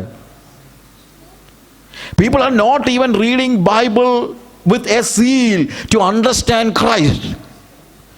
ക്രിസ്തുവിനെ അറിയണമെന്നുള്ള വലിയ അഭിവാഞ്ചയോടും ആകാംക്ഷയോടും ആത്മനിവേശിതരായി വേദപുസ്തകം വായിക്കുന്നവരുടെ നമ്പർ തന്നെ പറഞ്ഞുകൊണ്ടിരിക്കുക. നിങ്ങൾ തന്നെ ചോദിച്ചു നോക്ക്. നിങ്ങൾ ആ ഒരു വലിയ കർത്താവേ, നിന്നെക്കുറിച്ച് എനിക്ക് അറിയാൻ വേണ്ടി ആഗ്രഹമുണ്ട്, എനിക്ക് നിന്നെ വെളിപ്പെടുത്തി തരണമേ, നിൻ്റെ വചനത്തിലൂടെ എനിക്ക് വെളിപ്പെടുത്തി തരണമേ എന്നുള്ള ആഗ്രഹത്തോടുകൂടെ ദൈവസന്നിധിയിൽ നിർമ്മല ഹൃദയത്തോടുകൂടെ കാത്തിരുന്ന് വായിക്കുന്ന അനുഭവം നിങ്ങൾക്കുണ്ടോ? ഞാൻ ഈ കാര്യങ്ങളൊക്കെ ചോദിക്കാനാണ് ഇവിടെ വന്ന് നിൽക്കുന്നത്. ഇല്ലെങ്കിൽ എങ്ങനെയാണ് നിങ്ങൾ ക്രിസ്തുവിനെ അറിയുന്നത്? നിങ്ങൾക്കറിയാൻ കഴിയില്ല. അറിയണമെങ്കിൽ അതിനുവേണ്ടിയുള്ള വലിയ ഒരു അഭിവാഞ്ച നിങ്ങൾക്കുണ്ടാകണം, അതിനുവേണ്ടിയുള്ള ഒരു പരിശ്രമം നിങ്ങൾക്കുണ്ടാകണം. പിശാച് അത് സമ്മതിക്കത്തില്ല പലപ്പോഴും. എൻ്റെ അടുത്ത് കഴിഞ്ഞ ദിവസം ഒരു ദൈവദാസൻ പറഞ്ഞു, എൻ്റെ പൊന്നു സാറേ, എപ്പോഴും എനിക്ക് ബൈബിള് വായിക്കണമെന്നല്ല ആഗ്രഹമുണ്ട്, ചില ദിവസങ്ങളിലൊന്നും പറ്റുന്നില്ല. ഞാൻ പറഞ്ഞു, അവിടെ നമ്മൾ കൂടുതൽ ഡിസിപ്ലിൻഡ് ആകണം. ഇതിന് ബോധപൂർവമായ ഒരു പരിശ്രമം ആവശ്യമുണ്ട്. ബോധപൂർവമായിട്ട് ടി വി കാണാൻ എന്തുമാത്രം സമയം നമ്മൾ കളയുന്നു, വാട്സാപ്പിന് വേണ്ടി എന്ത് സമയം കളയുന്നു, വേദപുസ്തകത്തിന് മുമ്പിൽ എത്ര സമയം ഇരിക്കുന്നുണ്ട്. ബോധപൂർവമായി അത് ഓടിപ്പിടിച്ചുള്ള ഒരു കാര്യമല്ല ഞാൻ ഉദ്ദേശിക്കുന്നത്. ഈ ബോധ്യത്തോടുകൂടെ അപ്പോഴാണ് നമുക്ക് ദൈവം തന്നെ വെളിപ്പെടുത്തി തരുന്നത്, വചനത്തിലൂടെ വെളിപ്പെടുത്തി തരുന്നത്. പക്ഷെ അങ്ങനെ ഇരുന്നേലേ പറ്റൂ. അതിനുവേണ്ടിയുള്ള ഒരു ഡിസിപ്ലിൻ ഉണ്ടാകണം. വളരെ പ്രായോഗികമായ കാര്യങ്ങളാണ് ഞാനീ പറയുന്നത്. ഇതൊക്കെ ആ വാസ്തവത്തിൽ നമ്മൾ മനസ്സിലാക്കേണ്ട, അല്ലെങ്കിൽ നമ്മുടെ ജീവിതത്തിനൊരു രൂപാന്തരം ഉണ്ടാകണം, പഠനം ഉണ്ടാകണം. ശരിയായ നിലയിൽ കർത്താവിനെ പഠിക്കാനായിട്ട് നമുക്ക് കഴിയണം. ക്രിസ്തുവിനെ ഇതുവരെ ആരും ആത്യന്തികമായി ടാപ്പ് ചെയ്തിട്ടില്ല. In him lie hidden all the mighty untapped treasures of wisdom and knowledge. അത് കിടക്കുകയാണ് അവനെ അറിയാൻ. ഓരോ ദിവസം വായിക്കുമ്പോഴും, എത്ര പ്രാവശ്യം വേദപുസ്തകം വായിച്ചാലും, even after reading Bible for 42 years continuously, still when I read Bible, God reveals new things to me. ഞാൻ ഒത്തിരി വർഷങ്ങൾ പഠിച്ചെന്നുള്ളതല്ല ഞാൻ പറഞ്ഞത്, ബട്ട് സ്റ്റിൽ ഞാൻ പറഞ്ഞത് ഇത്രയും നാളായല്ലോ, ഇനിയിപ്പം എന്നൊരിക്കലും പറ്റില്ല. ഓരോ ദിവസവും ദൈവം പുതിയതെന്ന് ഉദ്ദേശിക്കുന്നത് വേദപുസ്തകത്തിൽ ഇല്ലാത്ത കാര്യമല്ല. ഈ വേദപുസ്തകം അങ്ങനെയാണ്. അത്രയ്ക്കും mighty untapped treasures of wisdom and knowledge ആണ്. അവനിൽ ജ്ഞാനത്തിൻ്റെയും പരിജ്ഞാനത്തിൻ്റെയും നിക്ഷേപങ്ങളൊക്കെയും ഗുപ്തമായിരിക്കുന്നു. പക്ഷേ ഇത് ചുമ്മാതെ കിട്ടത്തില്ല. അത് ടാപ്പ് ചെയ്യണം. അത് ടാപ്പ് ചെയ്യണമെങ്കിൽ അതിന് സമയം സ്പെൻഡ് ചെയ്യണം, അതിനുവേണ്ടിയുള്ള പരിശ്രമം ഉണ്ടാകണം. ക്രിസ്തുവിനെ അവിടുത്തെ പൂർണ്ണതയിൽ നമ്മൾ അറിയാൻ നമ്മൾ പരിശ്രമിക്കണം. യേശു ആരാണെന്ന് നമ്മൾ അറിയണം. ആ അറിവിന് നമ്മൾ പുറമേ ഉള്ള കാര്യങ്ങളിൽ, ഇപ്പം ശമരിയാക്കാരി യേശുവിനെ അറിയുമ്പോഴത്തേക്ക് ആദ്യം പറയുന്നത് നീ ഒരു യഹൂദൻ എന്നാണ്, അല്ലേ? നീ ഒരു യഹൂദൻ. അത് കഴിഞ്ഞപ്പോഴത്തേക്ക് പറഞ്ഞു യേശുവിനെ യഹൂദനായി കാണുന്നു. അല്ലെങ്കിൽ അത് കഴിഞ്ഞ് കുറച്ച് കഴിഞ്ഞപ്പോഴത്തേക്ക് നീ ഒരു പ്രവാചകൻ എന്ന് പറയുന്നു. ഡെവലപ്മെൻറ്റ് കണ്ടോ? ഞാൻ ഒരു ചെറിയ കാര്യം പറഞ്ഞതാണ്. ആദ്യം അവനെ ഒരു യഹൂദൻ എന്ന നിലയിൽ കണ്ടു. രണ്ടാമത് എന്താണ്? നീ ഒരു പ്രവാചകൻ. ഡെവലപ്മെൻറ്റ്. ഇതൊരു ചെറിയ കാര്യത്തിൽ. അതിനുശേഷം അവനൊരു പക്ഷേ ക്രിസ്തുവാണ് എന്ന് പറയുന്നു. അവൻ ക്രിസ്തുവായിരിക്കാം, അവൻ മശിഹയായിരിക്കാം. എന്നാൽ ഒടുവിൽ എന്താ പറയുന്നത്? അവൻ ലോകരക്ഷിതാവ്. ഇങ്ങനെ ഡെവലപ്പ് ചെയ്ത് വരികയാണ്. അതൊരു ശമരിയാക്കാരി സ്ത്രീയുടെ അറിവാണ്. പക്ഷേ വീണ്ടെടുക്കപ്പെട്ട ഒരു വ്യക്തി വീണ്ടെടുക്കപ്പെടുന്നതിന് മുമ്പേ ഉള്ള അറിവാണ്. ഇതെല്ലാം ഇവർക്ക് എപ്പോഴുണ്ടായതാ? വീണ്ടെടുക്കപ്പെടുന്നതിന് മുമ്പേ. എന്നാൽ വീണ്ടെടുക്കപ്പെട്ട് നമ്മൾ ആത്മനിവേശിതരായി വേദോസം വായിക്കുമ്പോൾ എത്ര ആഴത്തിലായിരിക്കും നമുക്ക് പിതാവിനെ അറിയാൻ, കർത്താവിനെ അറിയാൻ കഴിയുന്നത്. ഇത്രയും കാര്യങ്ങൾ പറഞ്ഞിട്ട് നമ്മൾ റിലേഷനിലേക്ക് കയറിയിട്ടില്ല. പക്ഷെ നമ്മൾ റിലേഷനിലേക്ക് കയറിയിരിക്കുകയാണ്. റിലേഷനിലേക്ക് കയറി കഴിയുമ്പോഴത്തേക്ക് മാനുഷിക നിഗമനങ്ങൾക്കപ്പുറത്തായിട്ട് നമുക്ക് കർത്താവിനെ തിരിച്ചറിയാനായിട്ട് കഴിയും എന്നുള്ളത് നമ്മൾ മനസ്സിലാക്കണം. മനുഷ്യൻ പ്രതീക്ഷിക്കുന്നത് പോലെ അല്ല, മനുഷ്യൻ പ്രതീക്ഷിച്ച രീതിയിലല്ല യേശുവിനെ നമുക്കറിയാൻ കഴിയുന്നത്. അതിനപ്പുറത്തായിട്ട് എന്താണ്? റെവലേഷനിൽ അവനെ അറിയാനായിട്ട് കഴിയും. റെവലേഷനിൽ എല്ലാ മാനുഷിക സങ്കല്പങ്ങൾക്കും അപ്പുറത്താണ് ദൈവത്തെക്കുറിച്ചുള്ള അറിവെന്ന് പറയുന്നത്. അതറിയണമെങ്കിൽ അവനെ അറിയാനുള്ള ഏക മാർഗം, നമ്മൾ പ്രത്യേകിച്ചൊന്നും സങ്കല്പിക്കുകയൊന്നും വേണ്ട, അങ്ങനെ ആയിരിക്കും ഇങ്ങനെ ആയിരിക്കുമെന്ന് അറിയണ്ട. അവനെ അറിയാനുള്ള ഏറ്റവും നല്ല മാർഗം പ്ലെയിനായിട്ട് അവൻ്റെ മുമ്പിൽ മുഴങ്കാലിൽ വീണ് നിന്നെ തന്നെ എനിക്ക് വെളിപ്പെടുത്തണമേ എന്ന് പറയുകയാണ്. ആ ഒരു സറണ്ടറിങ് ആണ് വാസ്തവത്തിൽ, അല്ലെങ്കിൽ ആ ഒരു സമർപ്പണമാണ് അവനെ അറിയാനുള്ള മാർഗമെന്ന് പറയുന്നത്. വേറെ ഒരു മാർഗവുമില്ല. എന്താണ്? പൂർണ്ണമായും സമർപ്പിക്കപ്പെട്ട്, കർത്താവേ എനിക്ക് നിന്നെ അറിയണം, കർത്താവേ എനിക്ക് നിന്നെ അനുഭവിക്കണം, എനിക്ക് കൂടുതൽ അറിയണം, എനിക്ക് കൂടുതൽ അനുഭവിക്കണം, നിൻ്റെ പരിജ്ഞാനത്തിൽ എനിക്ക് വളരണം. ഹല്ലേലൂയ. അങ്ങനെ അതിനുവേണ്ടി സമയമെടുക്കണം, പ്രാർത്ഥനയ്ക്ക് വേണ്ടി സമയമെടുക്കണം, വചന പഠനത്തിന് വേണ്ടി സമയമെടുക്കണം. പ്രാർത്ഥനയ്ക്ക് വേണ്ടി സമയമെടുക്കണമെന്ന് പറയുമ്പോഴത്തേക്ക് കുറച്ച് വിഷയം എഴുതി വെച്ച് പ്രാർത്ഥിക്കുന്ന കാര്യം മാത്രമല്ല. Sit down and ask God, reveal yourself to me O God, നിന്നെ തന്നെ എനിക്ക് വെളിപ്പെടുത്തി തരണമേ. And read his book. ദൈവത്തിൻ്റെ വെളിപ്പാട് രേഖപ്പെടുത്തിയിരിക്കുന്നത് ഈ 66 പുസ്തകങ്ങളിലാണ്. Read it, understand it and take time and then God will reveal himself to you. Hallelujah. കഴിഞ്ഞ ദിവസങ്ങളിലൊക്കെ നമ്മൾ ഈ കാര്യത്തെക്കുറിച്ച് I was just skipping a lot of things, you know that. സമയത്തിൻ്റെ പരിമിതി കൊണ്ട്. ബട്ട് സ്റ്റിൽ ഐ സേ, ലോകത്തിൻ്റെ അറിവല്ല, information അല്ല. ഇൻഫർമേഷൻ വേണ്ടെന്ന് ഞാൻ പറഞ്ഞില്ല. 4 സുവിശേഷങ്ങളിലും കർത്താവിനെക്കുറിച്ചുള്ള ഇൻഫർമേഷനാണ് നമുക്ക് കിട്ടുന്നത്. അത് ആർക്കും കിട്ടും. പക്ഷേ ആത്മാവിൻ്റെ കണ്ണുകൾ തുറന്നവന് മാത്രമേ റെവലേഷൻ കിട്ടത്തുള്ളൂ. ഇൻഫർമേഷൻ അപ്പുറത്ത് നമുക്ക് ആവശ്യമായിരിക്കുന്നത് റെവലേഷനാണ്. വിവരണങ്ങൾക്കപ്പുറത്ത് നമുക്ക് ആവശ്യമായിരിക്കുന്നത് വെളിപ്പാടാണ്. ആ വെളിപ്പാട് പ്രാപിക്കണമെങ്കിൽ പ്ലെയിനായിട്ട് നമ്മൾ ദൈവത്തിൻ്റെ സന്നിധിയിൽ വീഴുകയല്ലാതെ വേറെ ഒന്നുമില്ല. അത് വെളിപ്പെടുത്തപ്പെട്ട് കിട്ടേണ്ടതായതുകൊണ്ട് അവനോട് പറയണം, കർത്താവേ നീ എനിക്ക് വെളിപ്പെടുത്തി തരണമേ. അവൻ്റെ സന്നിധിയിൽ ഈ വെളിപ്പാട് പ്രാപിച്ചുകൊണ്ട്, അനുഭവിച്ചുകൊണ്ട്, അവനെ പിതാവായി മനസ്സിലാക്കിക്കൊണ്ട്, കാന്തനായി മനസ്സിലാക്കിക്കൊണ്ട്, ഞാൻ ഒത്തിരി കാര്യങ്ങൾ എനിക്ക് പറയാനുണ്ട്. അവനെ ഓരോ ബന്ധങ്ങൾ കൂടി വരികയാണ്. എൻ്റെ കാന്തനാണവൻ. അവൻ മുന്തിരി വള്ളിയും ഞാൻ കൊമ്പുകളുമാണ്. അതുപോലെയുള്ള ആ മിസ്റ്റിക്കലായിട്ട് അവനുമായിട്ടുള്ള ആ റിലേഷൻ ഇന്ന് വാസ്തവത്തിൽ നമ്മുടെ സഭകളിൽ, വ്യക്തികളിൽ ഇല്ലാതെ വന്നിരിക്കുന്നത് ആ റിലേഷനാണ്. ഈ റെവലേഷൻ എന്ന് പറയുന്നത് റിലേഷനിലൂടെയാണ് ഉണ്ടാകുന്നത്, അല്ലാതെ മാറി നിന്നുണ്ടാകുന്നതല്ല. റിലേഷനിലൂടെയാണ്. അങ്ങനെയുള്ള ഒരു ബന്ധത്തിൽ, ക്രിസ്തുവിൻ്റെ പരിജ്ഞാനത്തിൽ വളരുവാൻ ദൈവമായ കർത്താവ് നിങ്ങളെ സഹായിക്കും.